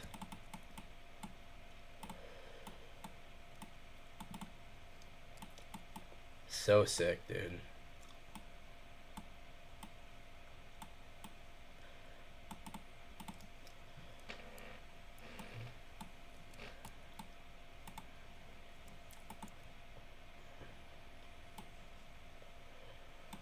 Okay, so that's one trade. 938 first spin for value gap inversion on Tuesday.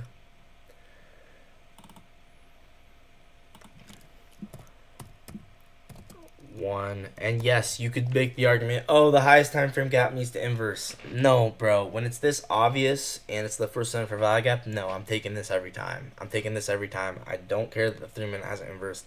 This is way too freaking obvious. So yes, I would take this. 938 for value gap inversion on the 1 minute. Okay. Similarly, we have this pin bar here. I do want to see, like, in this pin bar, I would love to see it be a precision pin bar.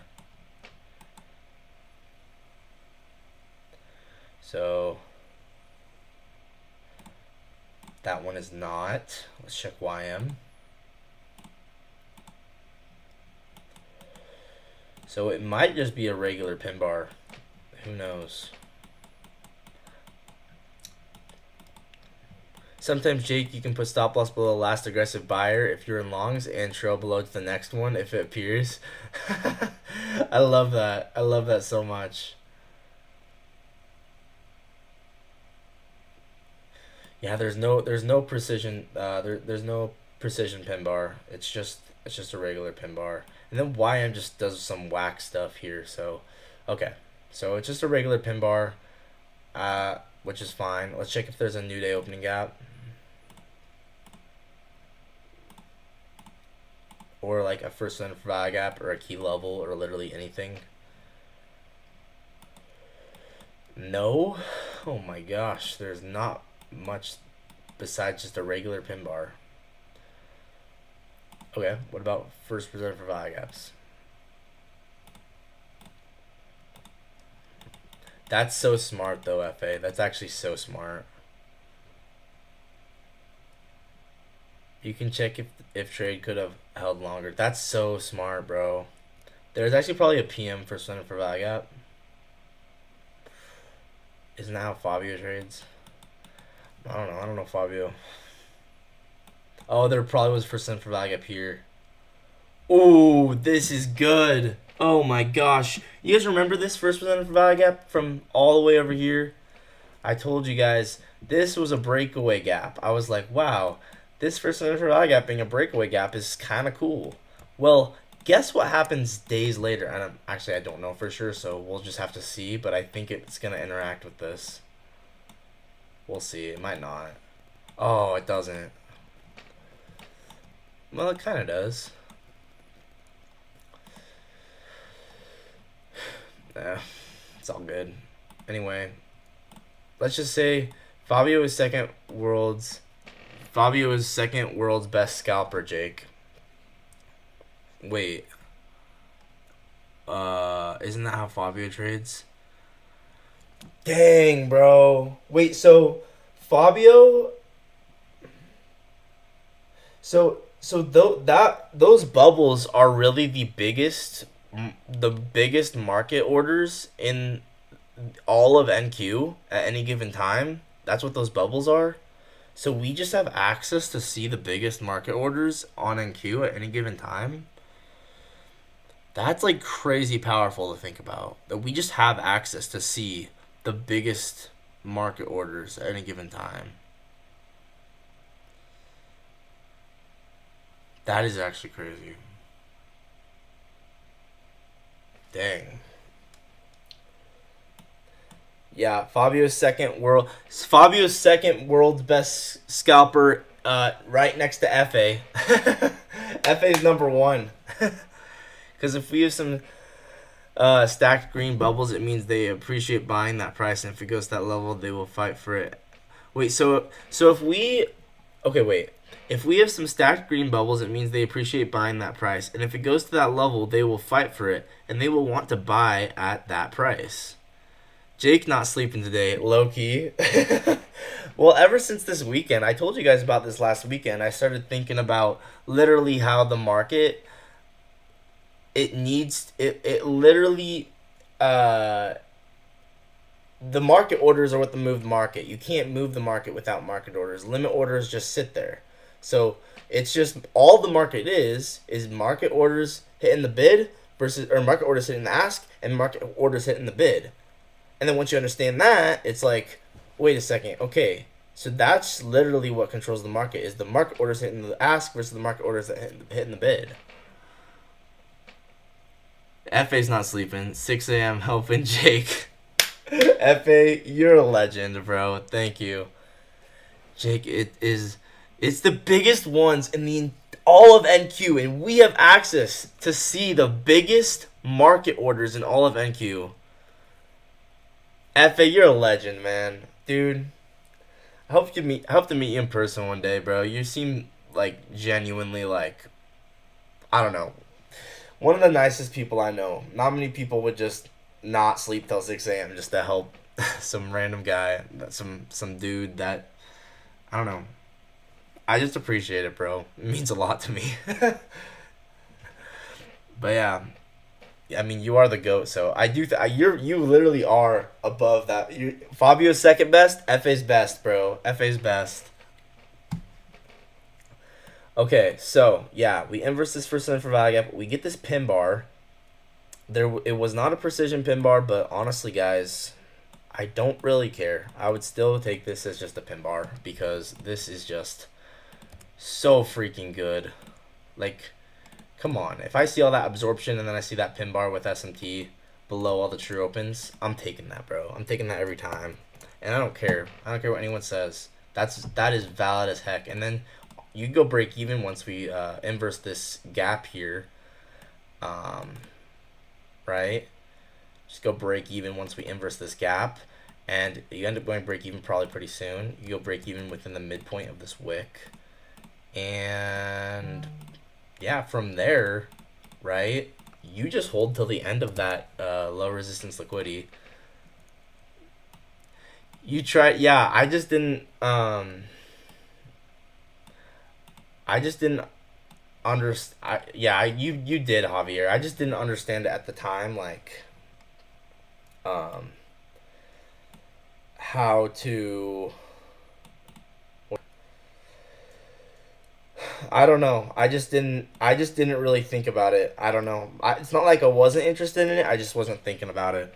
If that makes sense. Okay. But yeah, anyway, break even there, and then honestly, dude, with this much displacement, you might just say, yo, I'm gonna just send this to the end of these low resistance highs, and then bang, right? Bang. There you go. All true opens manipulated. Jeez, dude, what a banger trade, bro. Wow, that is so sick. Now tell me this isn't a cool trade. That is awesome. Dude, I can't believe you've like learned all this stuff. I don't even know. I don't know who you learned it from, but dude, it's awesome. FA just came out of the womb knowing this. I'm glad you got it though. It'll change the way you trade. Be more confident about going into a trade. Dude, I agree completely. I mean, you can literally read the orders and how the market's being absorbed, and you can tell, oh wow, like for instance this one, like you would not take it because there's just obviously absorption still, or at least there's. Anyway, point is you can read the market clearer, way clearer. That's the point. So yeah, and then you run it back up to all the true opens.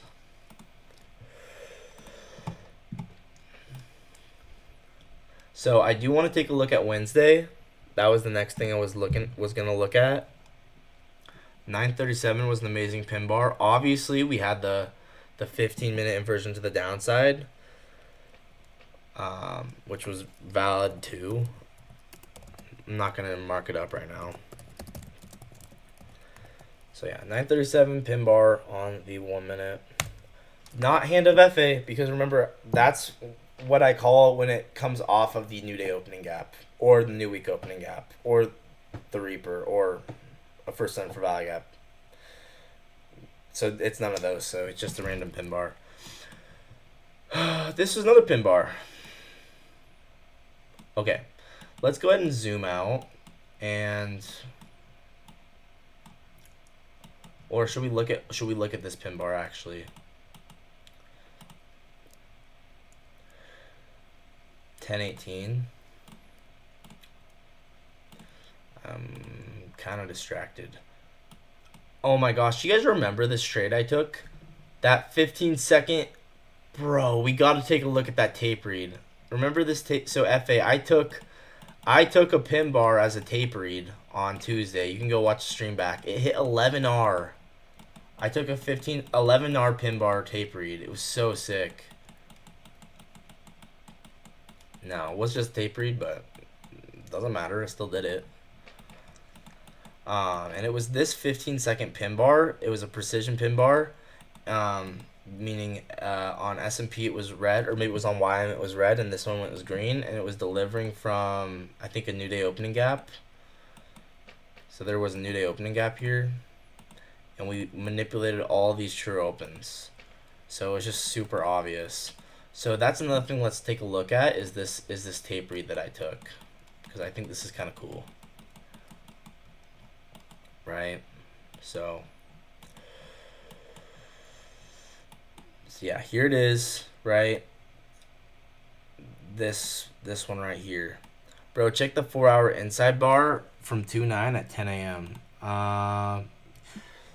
Okay, let's just check that real quick. 4-hour inside bar.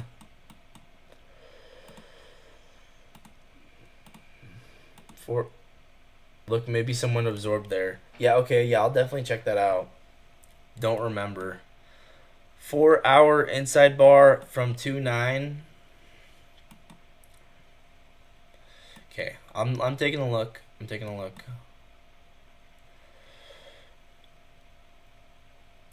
ICT's. I mean, ICT concepts are not necessarily obsolete. I mean, I honestly would I know pin bar and outside bar aren't ICT concepts, but I consider them smart money concepts, you know. But I mean, it's obsolete, but not really, because like the market still respects ICT concepts too. Like, how can you explain the quadrants of the RTH gap getting perfectly hit? How can you explain, right? There's like different stuff that can only be explained by ICT, like the quadrants of an RTH gap, why an RTH gap even works, why new day opening gaps, new week opening gaps even work. Those are all, from what I learned, they're ICT. Uh, okay, 4 hour pin bar, 2-9.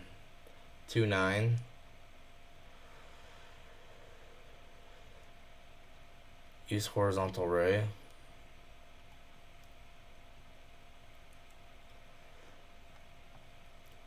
Yeah, pin bar is exactly IFG. It is. It is 100%. They're the same thing, but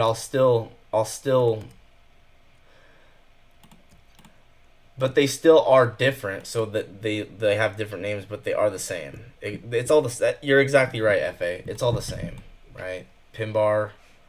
Um, that they're all it all overlaps. They're all smart money concepts. I don't discriminate. Whatever works is whatever works. Okay, 4 hour inside bar. What do you want me to see here? You want me to look? Oh, that we sweep out the highs and then we sweep out the lows, sweep out the highs. Oh, I kind of see it.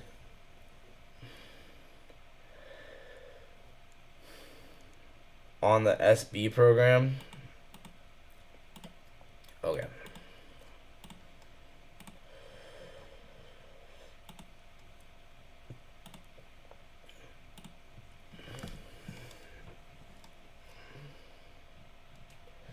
Ah.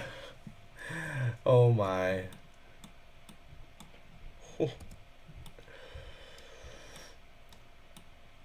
Is it gonna go back that far? February 26th.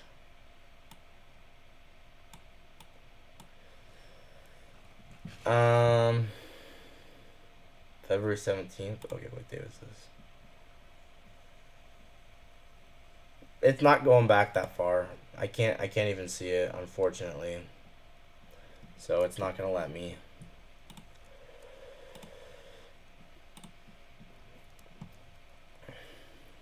But anyway, I see the inside bar. It's cool. Enter indicators and just hide bubbles with an eye.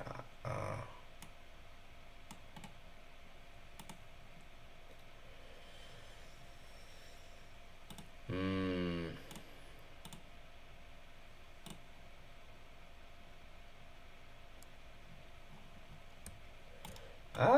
What am I doing? Oh, okay. It's different than TradingView. I gotta get used to that. So now you think it'll show me? Click on the calendar icon, and there will be amount of days you want to load in the charts. Oh, FA, where you at? Oh.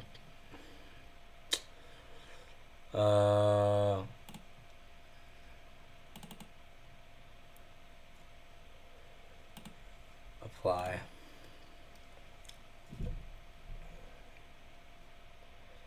Okay. Javier is trying to show me an inside bar here, so we're gonna take a look at this.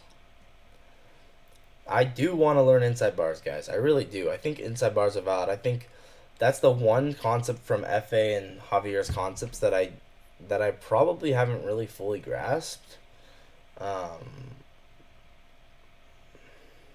So yeah, I want to learn them.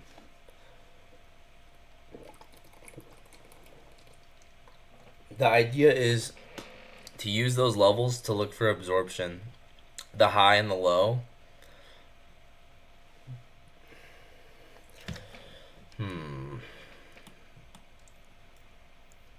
Okay, so here looks like this. I think this is the inside bar.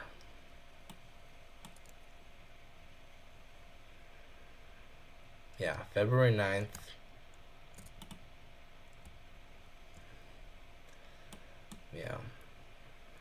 So how do I draw a line on this? How do I draw a line? Hmm.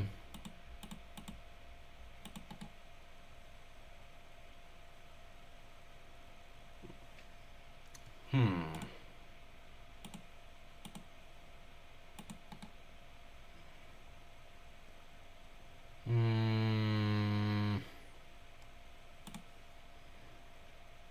There's a pencil? Oh.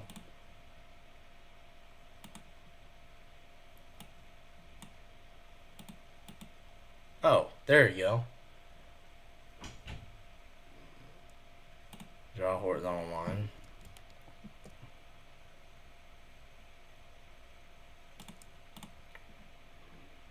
Hmm.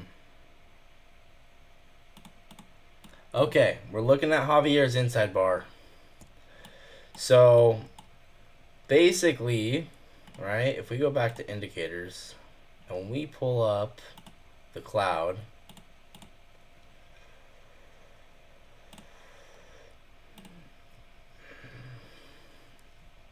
we want to see absorption at these highs. And let's, I guess, turn down the cloud, or turn up the cloud.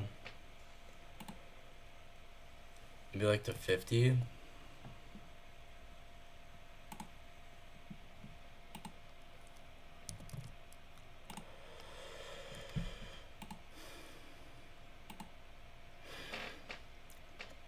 That's crazy. It has to reload the chart every single time.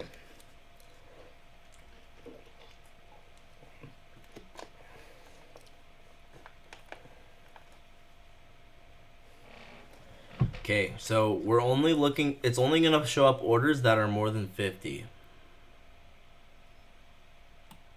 Oh wow, that's still a lot actually.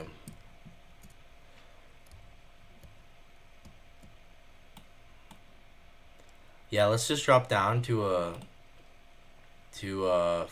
15-minute.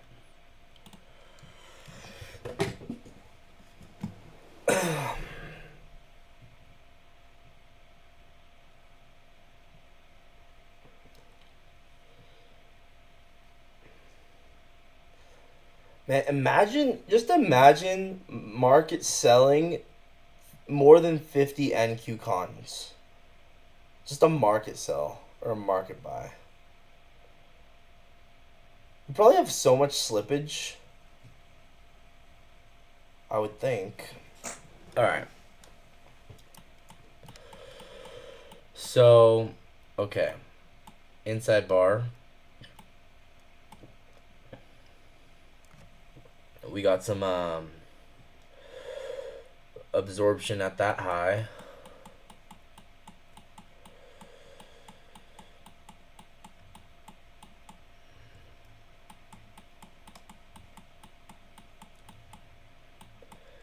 Okay. Yeah, we take this. Like this, Javier. I kind of get what you're saying. Yeah, Jake, because in every candle it has data orders. That's why it needs to load. Oh, yeah, that makes a lot of sense. Because it's the real deal. Well, Javier, I do get what you're saying. Like, just kind of find that, inside bar high probability range and then look for sweeps back into the range and then absorption at the high. So I do get what you're saying. So anyway,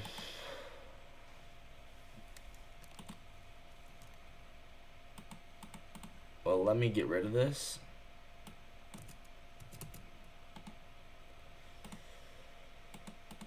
Yeah, I want to keep looking at that one thing I was looking at.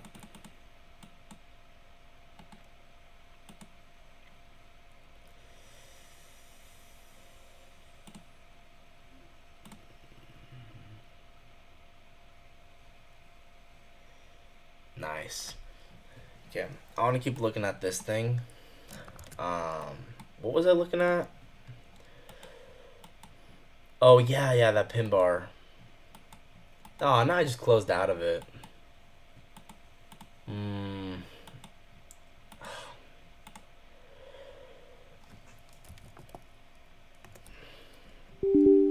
But every single time I load this, it's like, are you sure? Are you sure you want to?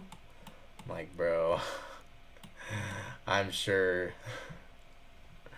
Trading view, by the way, you only have 1 minute data and then calculates based off these 1 minute how the hourly look, for example. That's why 15-second and other time frames are paid, because Trading View has to get the special access on seconds on markets. That makes a lot of sense.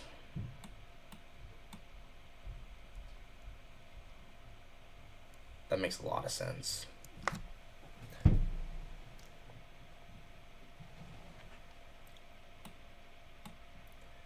Crazy. It has to connect to crypto and everything. Oh, wow. I guess I had a pretty big chart pulled up. Okay. Now I want to just go...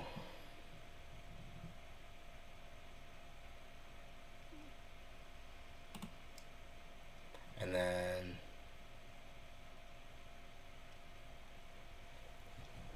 Can you just go back as far as you want? That'd be crazy if so.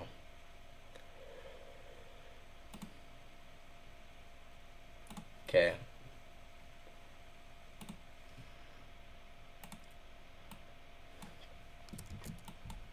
Yeah, I'm really loving that software, dude. I think this is the best one.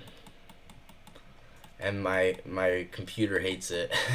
It's like every single time I load it, it's like it thinks it's malware, but it's actually goated. All right, back to this 15-second pin bar. So, and then we need to turn the settings back, so this indicator is gonna show us the clouds.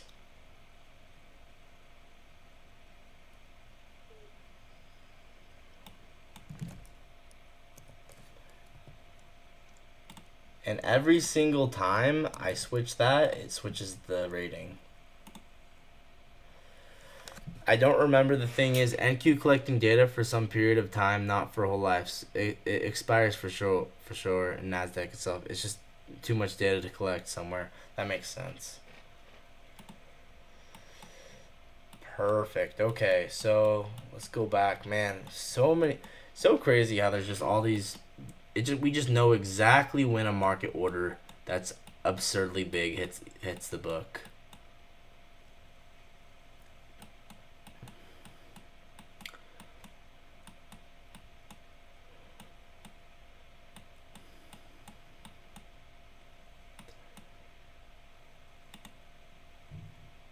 Pin bar, 10 o'clock.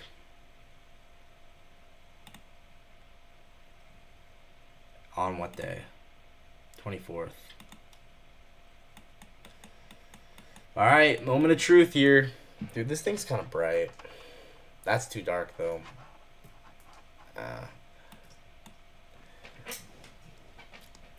My PC isn't hating you. I know. I was just saying it like as in like it hates that it thinks it's malware, but it's not.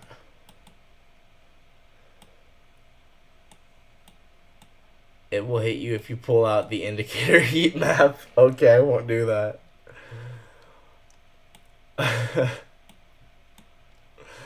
Okay, so not really any specific large orders within this, but we do have look at the delta on this candle right here. So even though it's not specific one entity that was super big, it's very clear that negative 266 orders, more sell orders than buy orders, and then a pin bar. Yeah, that's nice. Bro, wait. Market buy for 228.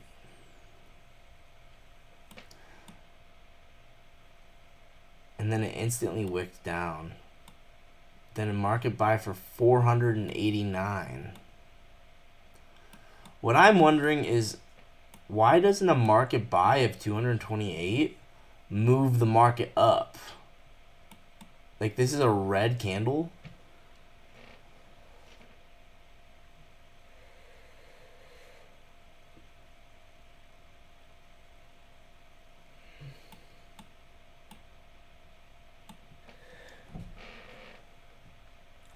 Oh yeah, that could definitely be helpful. CVD indicator.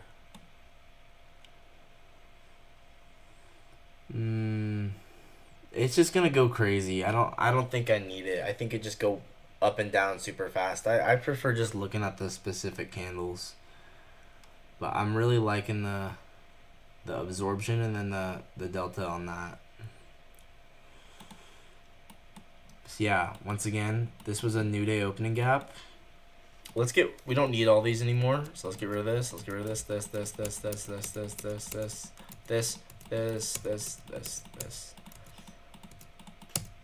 And boom.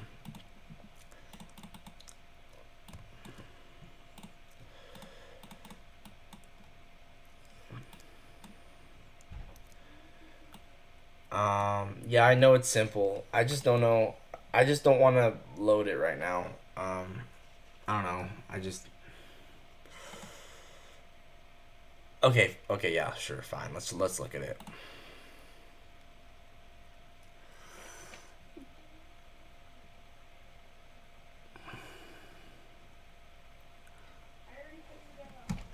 So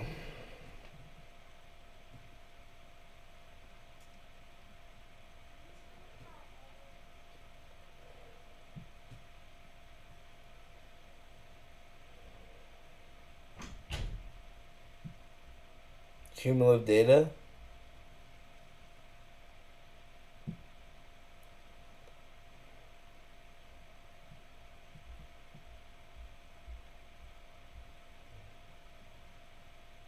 What is it?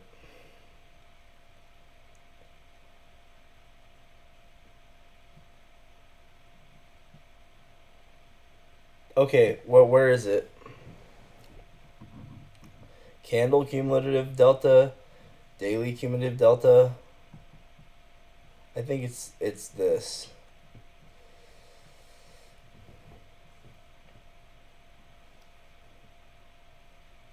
What is it? Cumulative delta. Cumulative delta.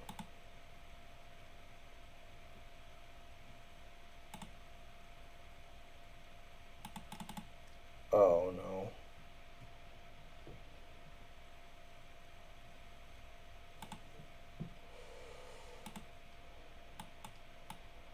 What is this? I don't know what I'm looking at. Oh wait.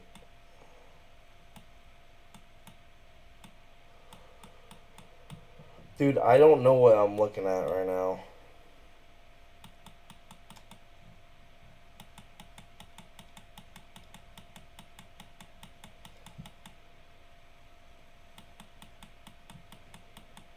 I'm looking at an ocean of red.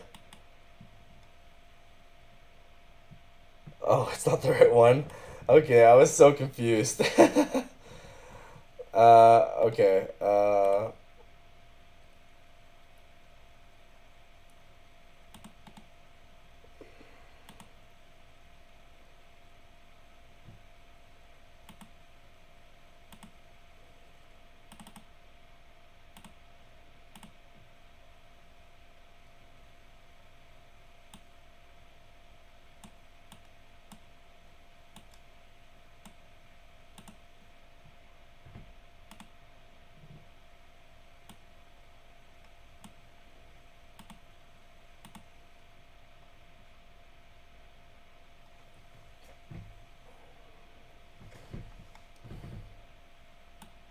I think this is it.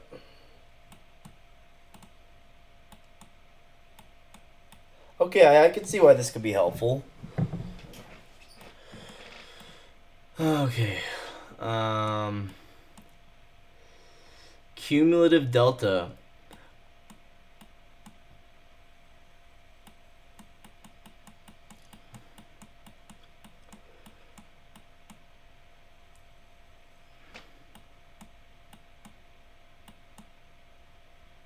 What is it even measuring? Like the cumulative from the past, like 100 candles?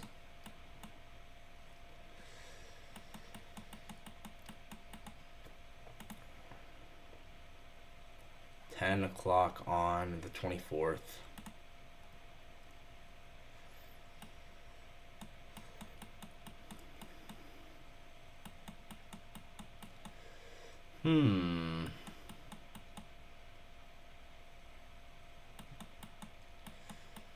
Yeah, this is very interesting.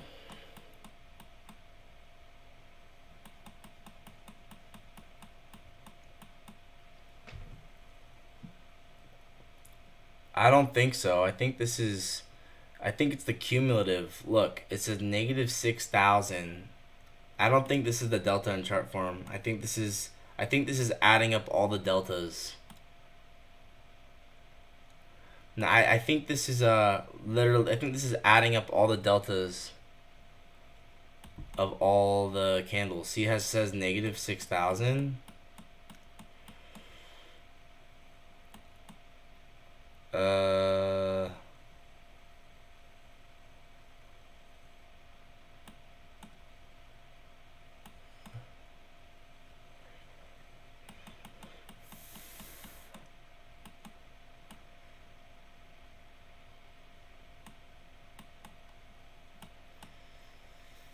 Are you FA? I think this isn't plotting the delta. Because look, it's negative 5,000.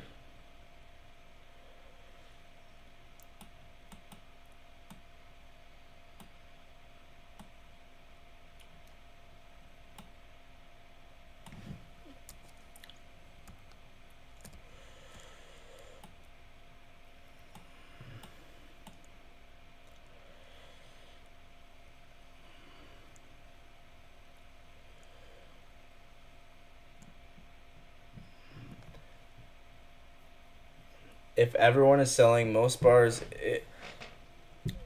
yeah, but it's not plotting the delta. If it was plotting the delta, it would go like this. Because the delta would be like going crazy up and down, especially in like this, like in this area.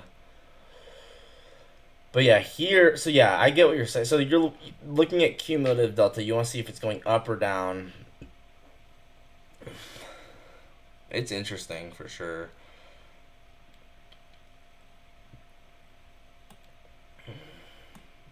Wow, look at this guy. Look at the $400 dude. You can visually see the big guy.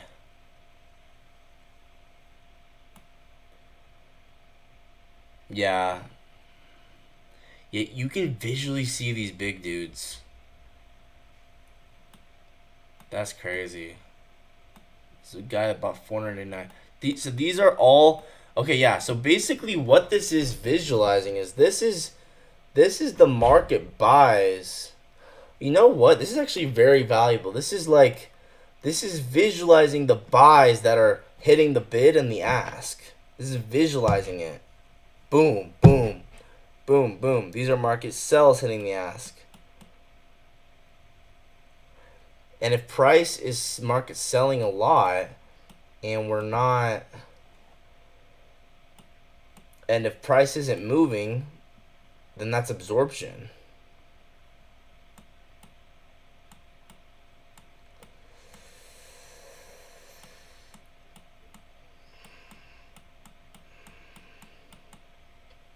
This market buys hitting the ask, market buys hitting the ask. Why isn't this allowing me to move this up and down? That's kind of annoying. Market sells hitting the bid. Anyway, I think it's interesting. I don't know if I'm gonna use that one specifically though, but it is interesting.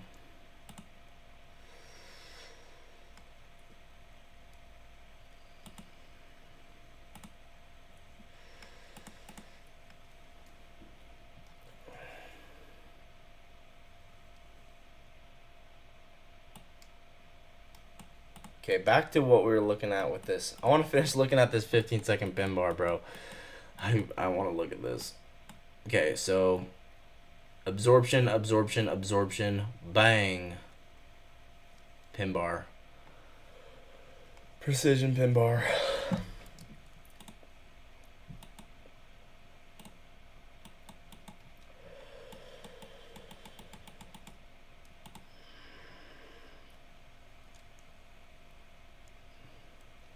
You can use volume profile more accurate. Why will it be more accurate?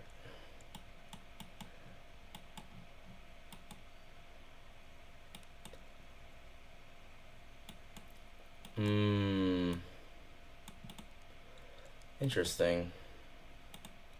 That could definitely be helpful. Thanks, bro.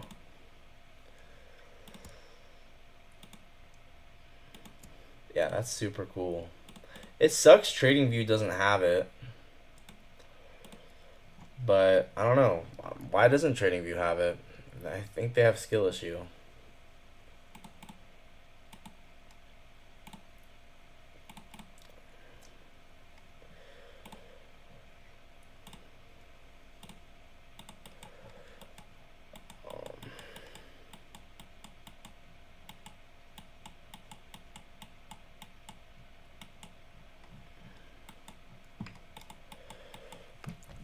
Gosh. Yeah, this is why I like this trade. It's just very clear that all the true opens got manipulated, and we have a new day opening gap here, and then we deliver higher off of it. Textbook.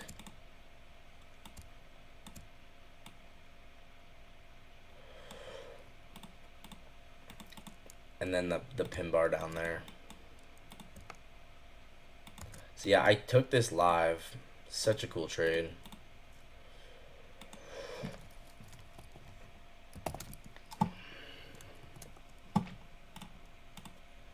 So, negative 71, negative 266. Hey, Javier's back. Dubbed. W. Yeah, bro, I'm just chilling. I really don't have anything to do right now, so you guys can leave if you stay as much as you want. I'm really cool with whatever, but I'm gonna be back testing anyway, so I'm gonna stay here. I bet it's just you two watching. Let's see. Yeah, it's just you guys.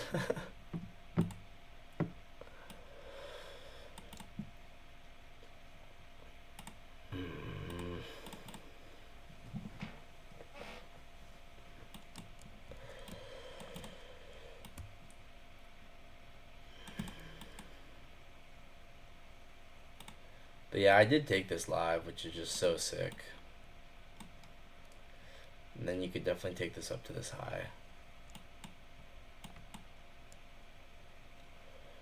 What a dope trade. I did take it up this high. What am I saying? I took this trade. I took this trade.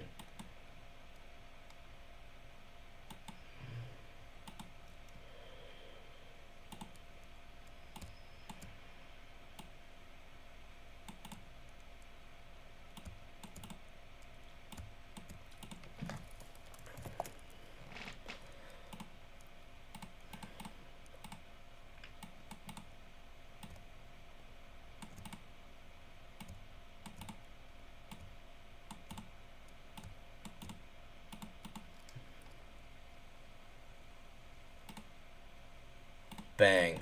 I'm in. Right there. Can't touch me. Yeah, so I took this trade live, guys. Just saying. Is that cool or what?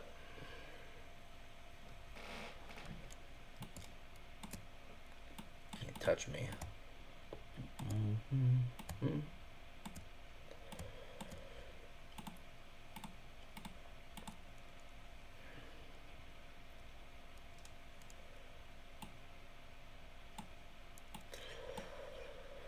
Okay.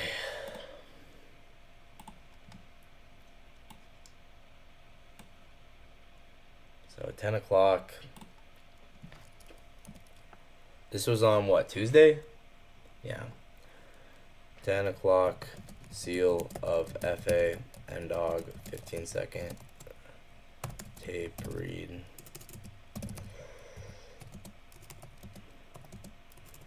Number 2. Okay. So, yeah, I wanted to look at this Reaper gap here. Or I kind of just want to look at Wednesday. What the heck happened on Wednesday? What even happened, bro? We were just expanding. I honestly I was not necessarily expecting it. We just went up.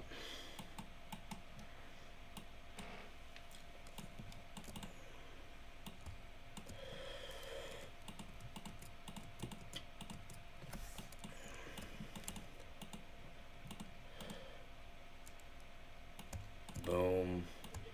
Imagine if you got an alert for like when like someone enters the market with a certain amount of with a certain amount of orders. You're like, "Oh, we got we got a 500 will. Let's trap him." You guys probably have that, honestly. What am I even saying?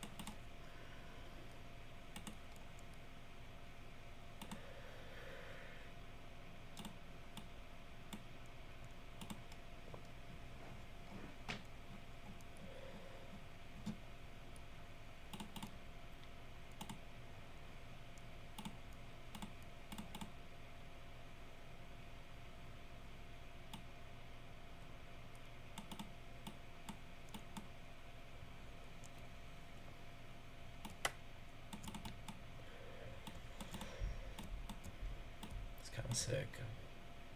Yeah, my brain is not working right now.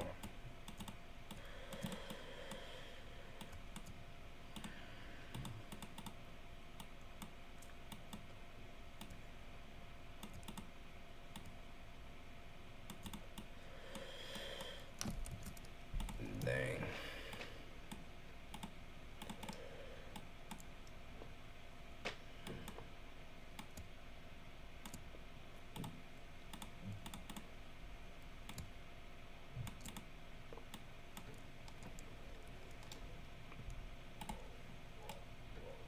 Dude, I'm still here, bro. Oh my gosh. That's crazy.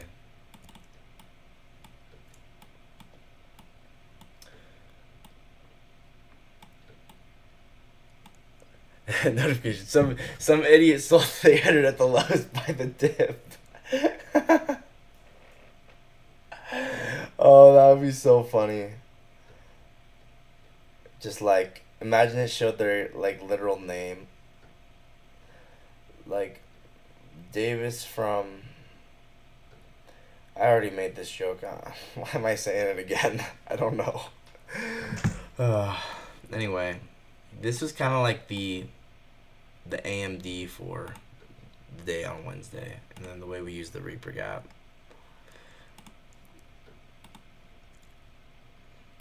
So okay, what happened Wednesday morning? Why did we go up? I want to figure this out. Okay. AMD on Tuesday and Wednesday.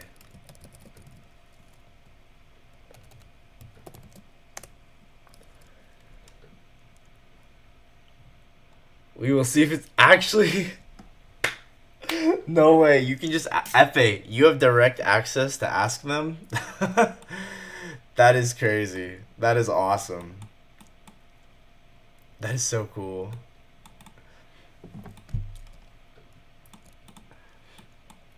Okay, so yeah, then we kept going up. 4 a.m., 5 a.m., 6 a.m., 7 a.m. Market's about to open. We actually started going up like, wow, like it was like instant, like right at market open, we went up. Why did we go up like this? Powell Trades took a trade within here.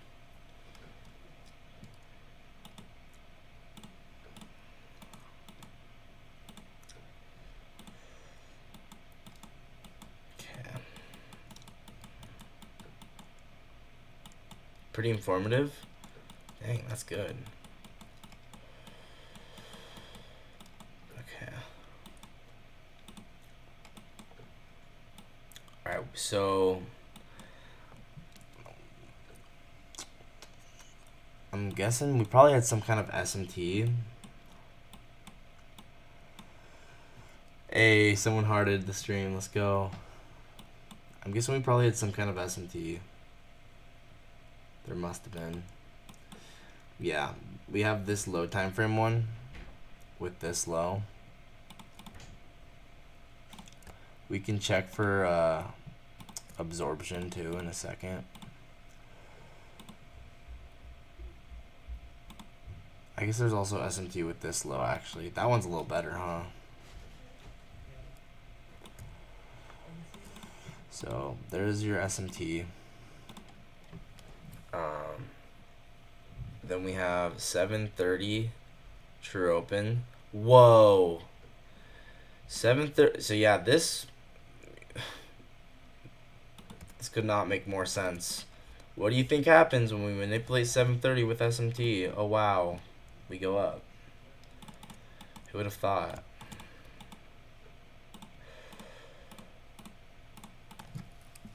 Oh my gosh, that's actually kind of sick. This was probably an SSMT as well. Hey, more hearts. Let's go.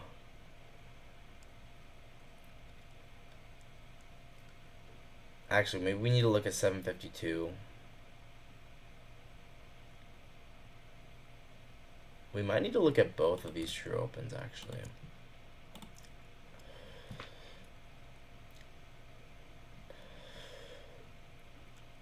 Yeah, so very textbook here in the way that we love the hearts. Let's go.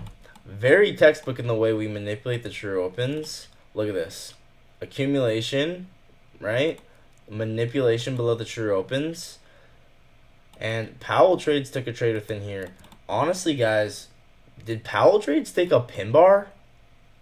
Low key, did Powell Trades take a pin bar? Because low key, this is kind of like a pin. This pin bar, you know what makes this pin bar so good right here at 919? It's the pin bar that takes 730 with SMT. I'm so curious. Was there stacked SMTs? Wait.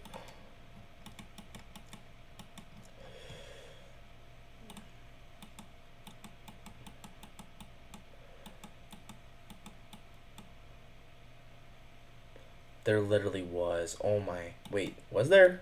Wait, psych. Actually, maybe not. Never mind. Just the one.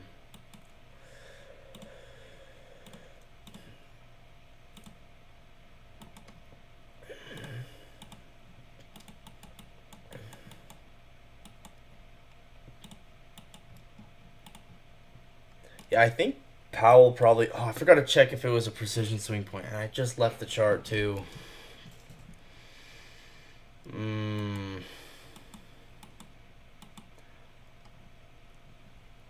was also equal lows. Dang.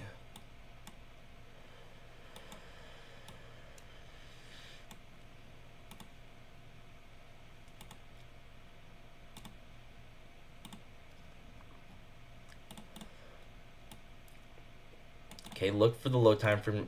where's the low time from true open? 928.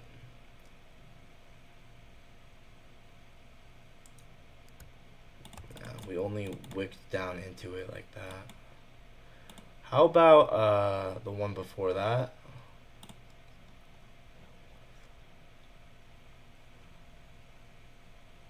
906. Oh yeah, I like this one.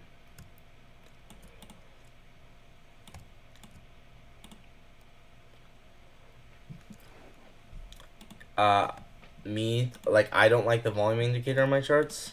Uh, Honestly, I need to check volume more often. Um, I don't know, mm, could the, I guess, yeah, I don't look at it normally, but maybe it'd be helpful. I don't know. I just don't normally look at it, but maybe it'd be helpful. I don't know.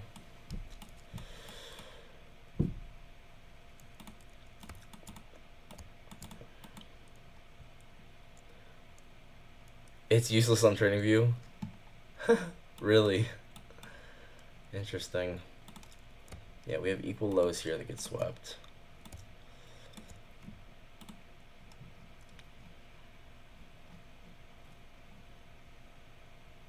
Anyway, I don't think it's useless. I mean, I wouldn't think it is, but maybe if FA says it is, then it is. I don't know.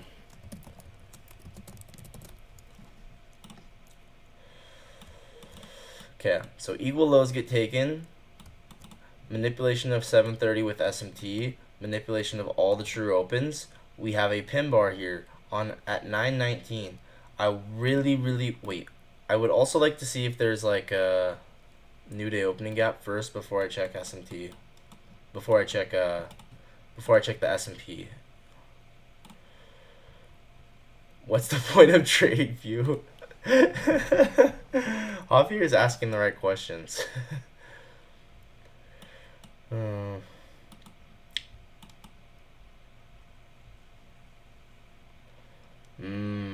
Wait, I gotta turn this up.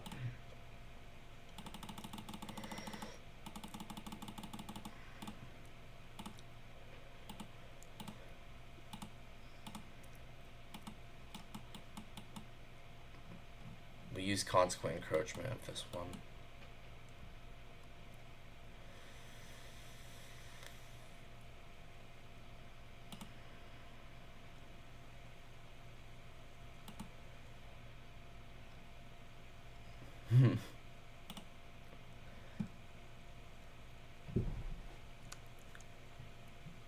Yeah, that actually does make sense, FA, what you're saying.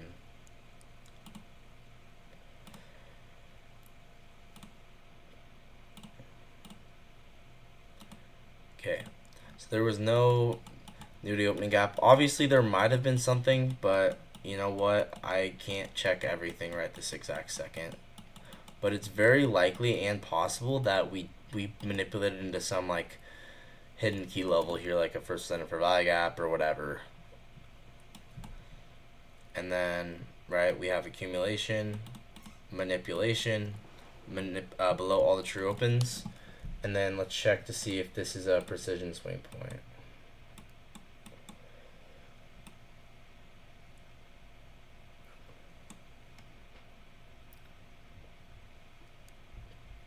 Oh yeah, that makes sense, I guess.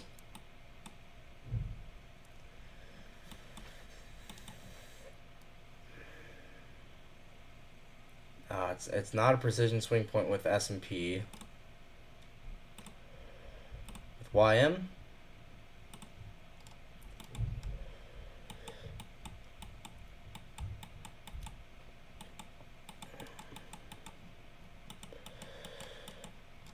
Yeah, man, this was just a really good pin bar, if I had to guess. Either pin bar or like a 15-second 2022 model. Either one.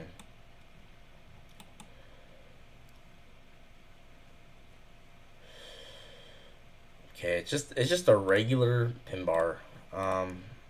In this case, I kind of like this as like a 15-second 2022 model instead. Then, what up, Dream Space? How's it going, bro? Good to see you. Good to see someone new besides FA and Javier. As much as I love FA and Javier, I actually love them so much for helping me today. So, but yeah, good to see someone new. Oh.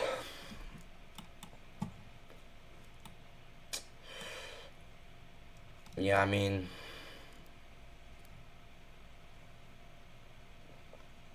you could use this Reaper Gap. I like SB Bro, a lot more functional. As I remember, Atlas. Atlas is partly SB Bro, just the first version of the team. That and part of that team left to make better software. Dude, that's crazy. We're getting the better software and it's not laggy. That's awesome.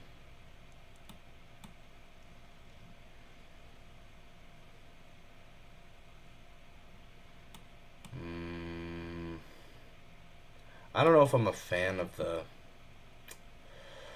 15-second for value gap.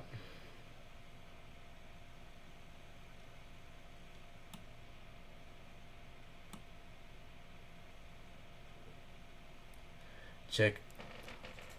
Yeah, you definitely need to make some lessons, FA. Check 880 for me for longs today on the SP Bro platform. You want me to check it for you? Do you not have access to it? Alright, so let's just mark this as a pin bar.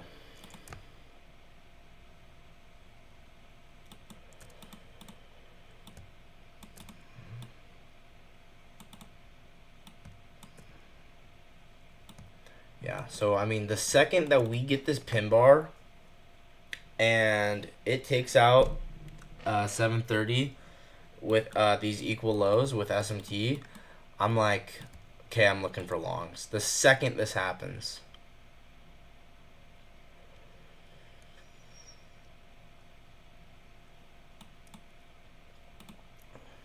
Okay, I'll check it. Yeah, let's just check it right now for Javier.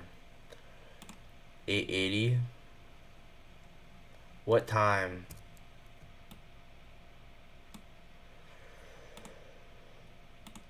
What time? 880. What time?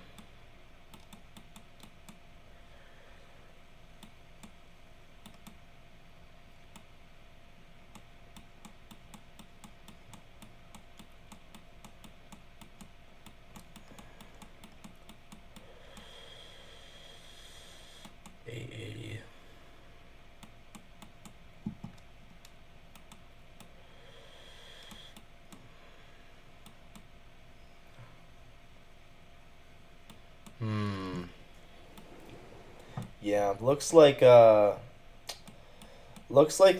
throughout here we were definitely getting some big sellers here.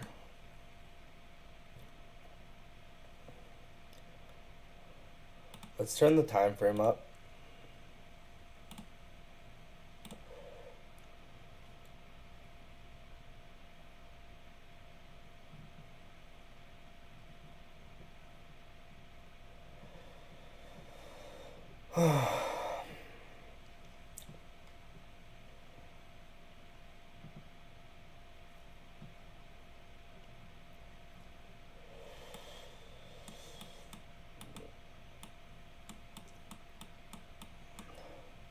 Yeah, lots of sellers here.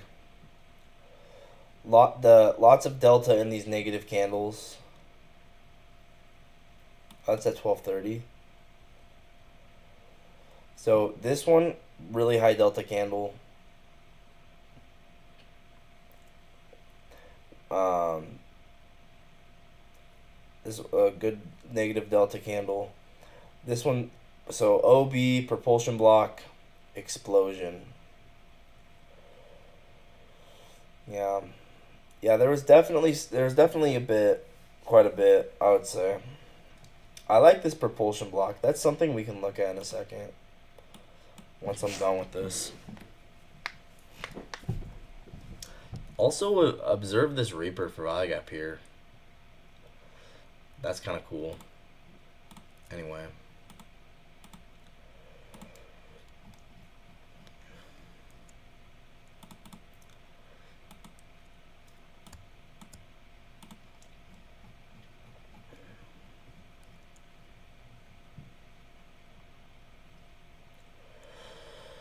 Bro, one day we're gonna be on like getting on the charts in like 5 years, 10 years. We're getting on the charts in the morning. like we're gonna get on the charts in the morning one day in like 5 years, and we're gonna be like, maybe less than that, hopefully less than that, but we'll be like, why is this crap so easy now? We'll literally just be sitting there just like, remember when trading was like supposed to be hard? Because we'll be so good at trading. Oh my gosh.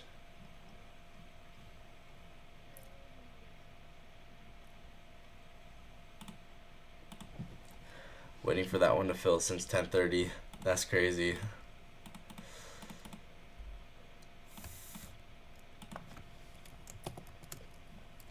So I like this as a pin bar close. I like this as a pin bar retest. All the above. Okay, sounds good, bro. I'm tired, but I have nothing better to do, so I'm just gonna be here.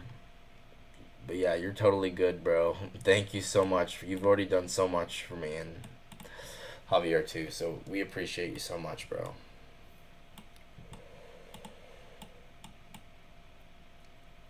Oh man, wow. Imagine just running this up the previous week's high, like right there. I would say, in this case, just project out the pin bar. Seven projections like this. Could you imagine market open just instantly filling your order? Hey, we appreciate the hearts, guys. Can you imagine this?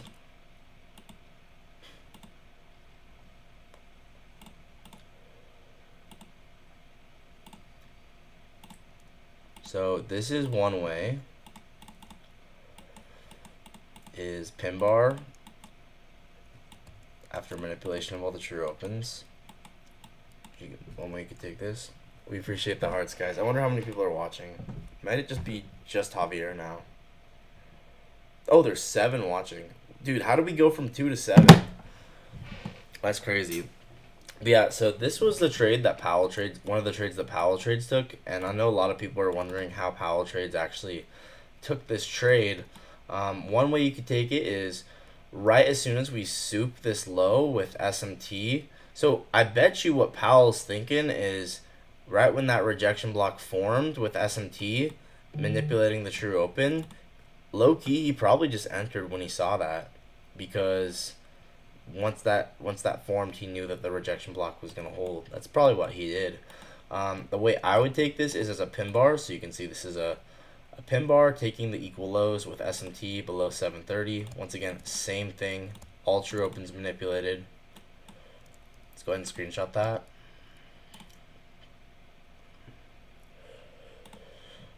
And then as well, you could take this as a pin bar retest. So instead of on the close, 9:20. What day was this on? Wednesday? 9:20 pin bar on the 1 minute. You could take this on the retest. Same thing, targeting 7 projections. This one's super precise. And then same thing, yeah. I just go like this: 4, 5, 6, 7.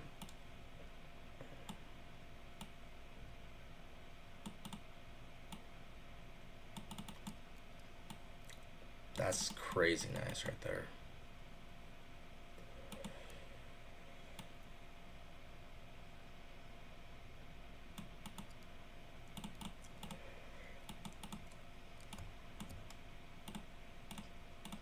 Once again, the SMTs with true opens are your best friend, right? This is how the magic is done.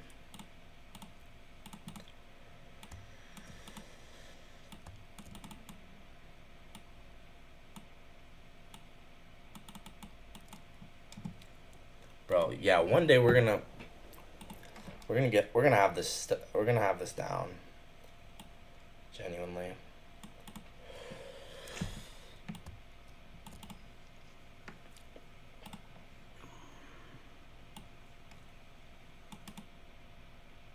$9.26 pin bar retest on the 1 minute.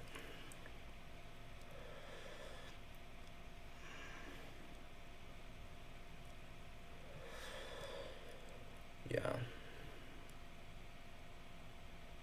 And I'd be curious to see if we could take this as a outside bar on like the 30-second.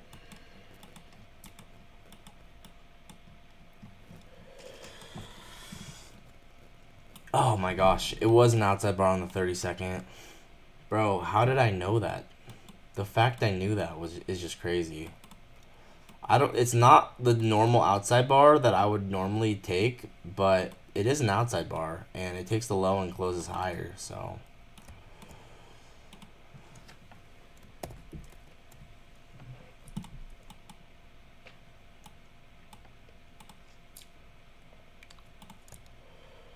well, I mean, it doesn't close higher, but it takes the, you get what I mean. It takes the high and the low.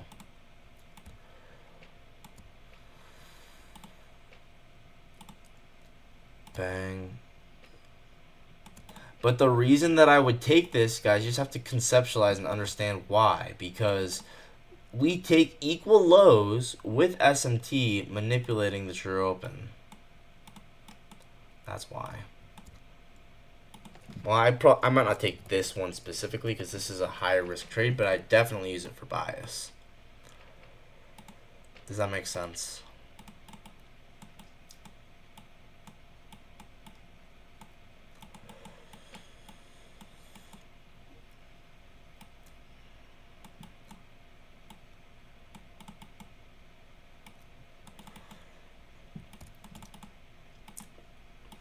Bang, beautiful outside bar right there.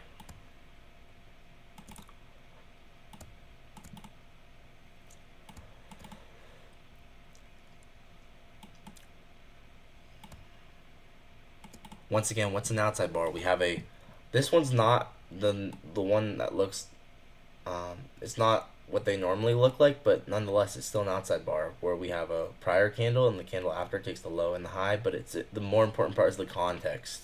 It takes equal lows with SMT below all the true opens, accumulation, manipulation, distribution.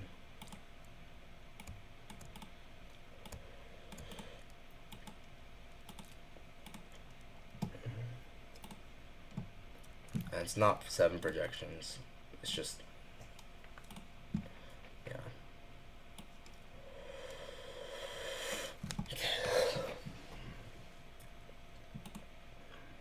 I don't know how much longer I'm going to do this, but this has been a long stream, and I've learned a lot.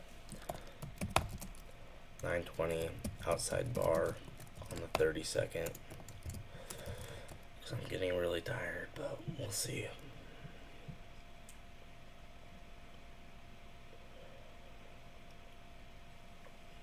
Yeah, 920 outside bar on the 30-second. There you go. And then, yeah,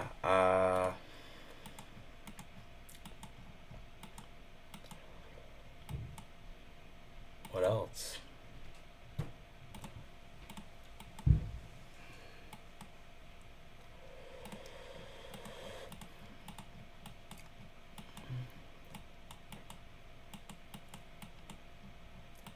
Yeah, I just am obsessed with the way that we manipulate these true opens with SMT. I find that to be so fascinating. And then yeah, spooling into what? The Hydra macro.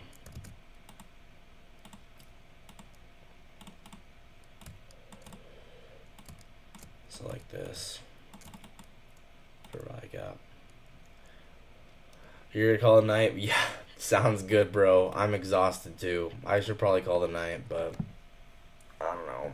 I'm just chilling. But that sounds totally good.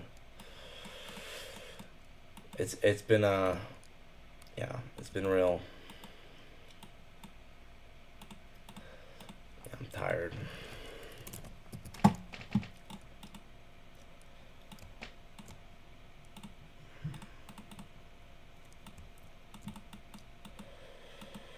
So yeah, spooling within here.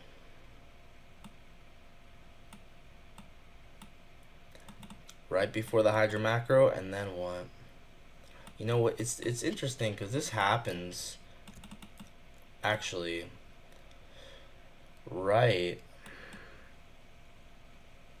starting at the Hydra macro.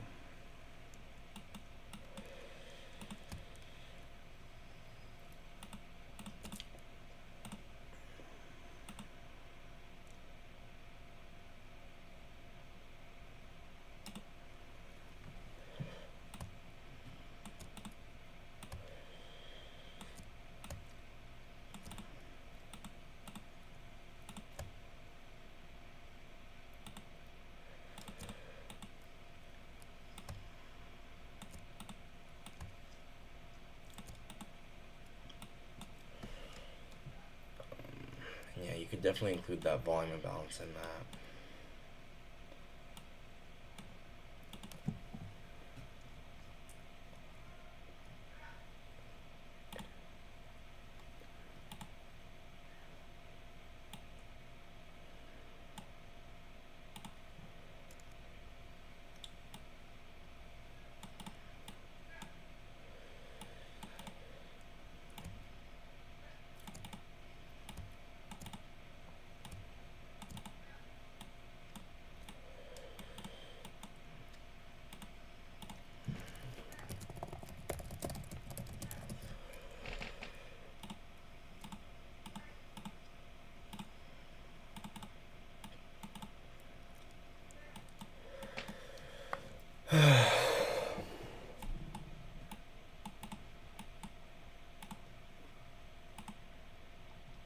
I'm so tired.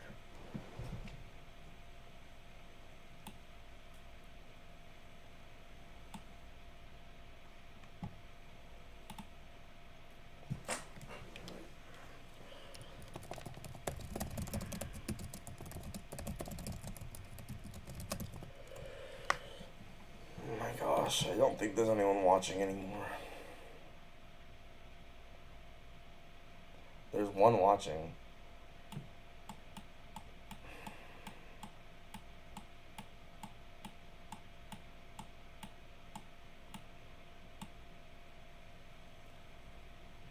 I think I'm gonna call it. Oh man. W day though. W day. I learned a lot.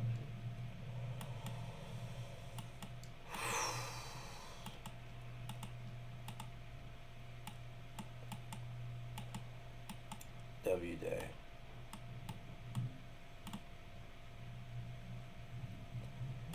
I got the new software. It's right there.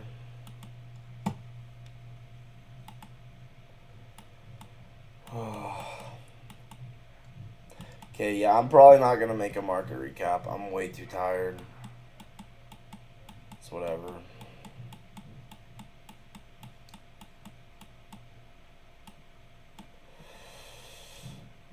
Oh, you know, I really want to look more at RTH quadrants. Really quickly, I'm gonna look at this.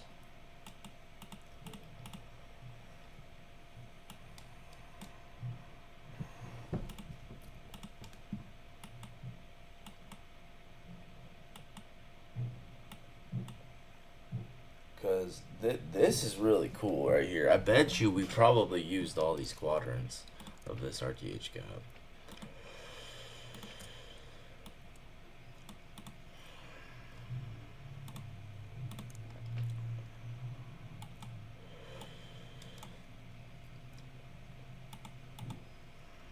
We probably used the eighths as well. I don't know. This is just the last thing I'm going to look at. This is genuinely the last thing I'm going to look at.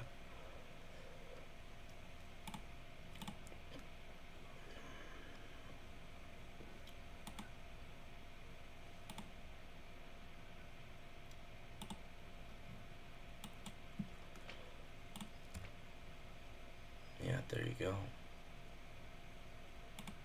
Rejecting it, holding it.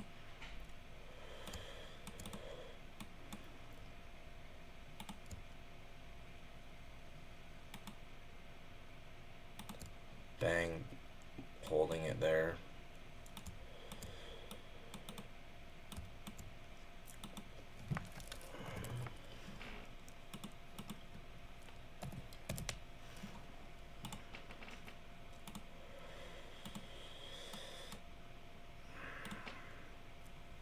And then even the eighths, you can see the eighths hold price. It's just insane. Now how do you hate on ICT if it's like this, huh? It's like,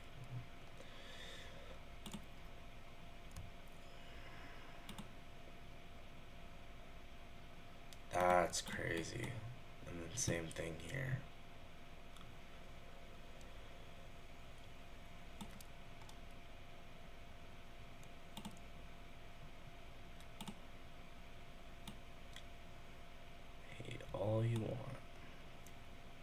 I see it. I see it.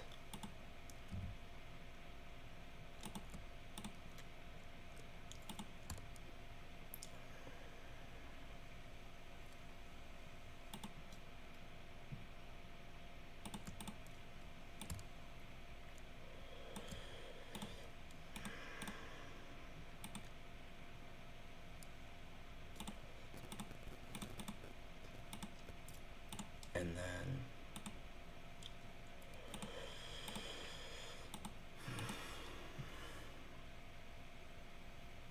point, it's what, 1, 2, 5.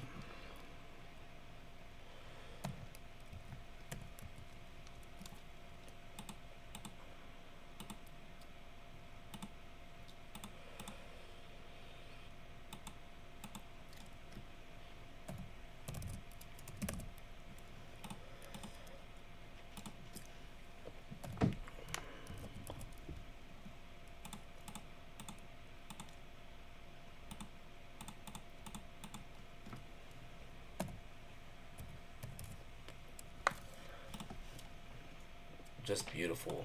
Just beautiful. Look at that. It's incredible the way the market just interacts with it.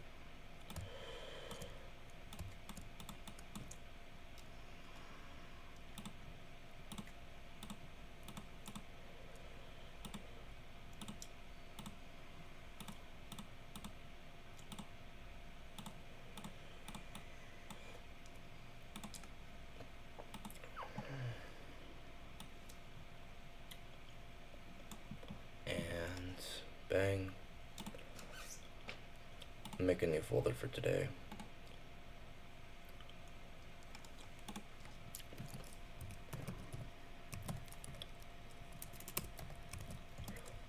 Saturday.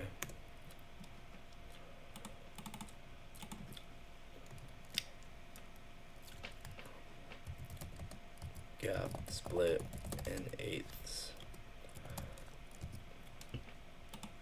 And so would love to go down to a lower time frame and just whoops, and just observe, just sit here and just admire it.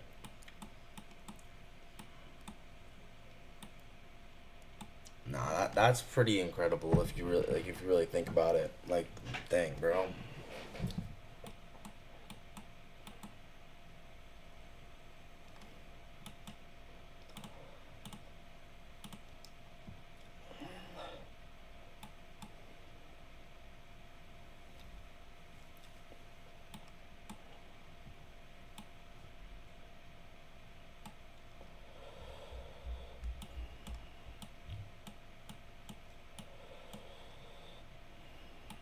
Hey, this was delivering from the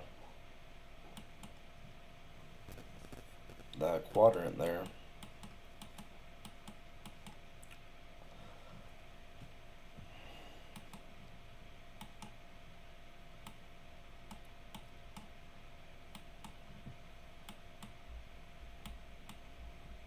This pin bar we talked about from earlier today that we liked was delivering from the 0.25 of the RTH gap. Like, these two different things where we thought before that they weren't delivering from key levels, they turned out to actually be delivering from key levels. This one, the 0.375, we just were looking at this, and then this one, the pin bar here, off of the 0.75. We were just looking at these two trades. It's crazy, because before we thought there were no key level, and there was.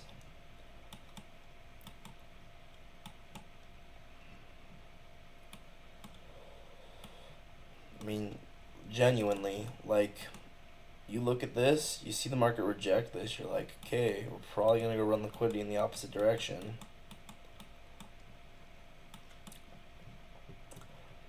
Pretty cool.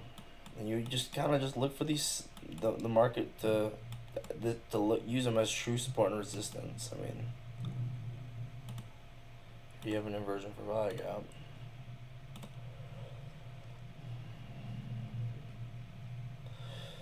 So, pretty cool. Alright, guys, I think I'm gonna call it. What a good day. I learned so much today, so massive W day. With that, I'm gonna end the stream. I'm so tired, and I'm not making the market recap. I changed my mind. I'll see you guys in the next one.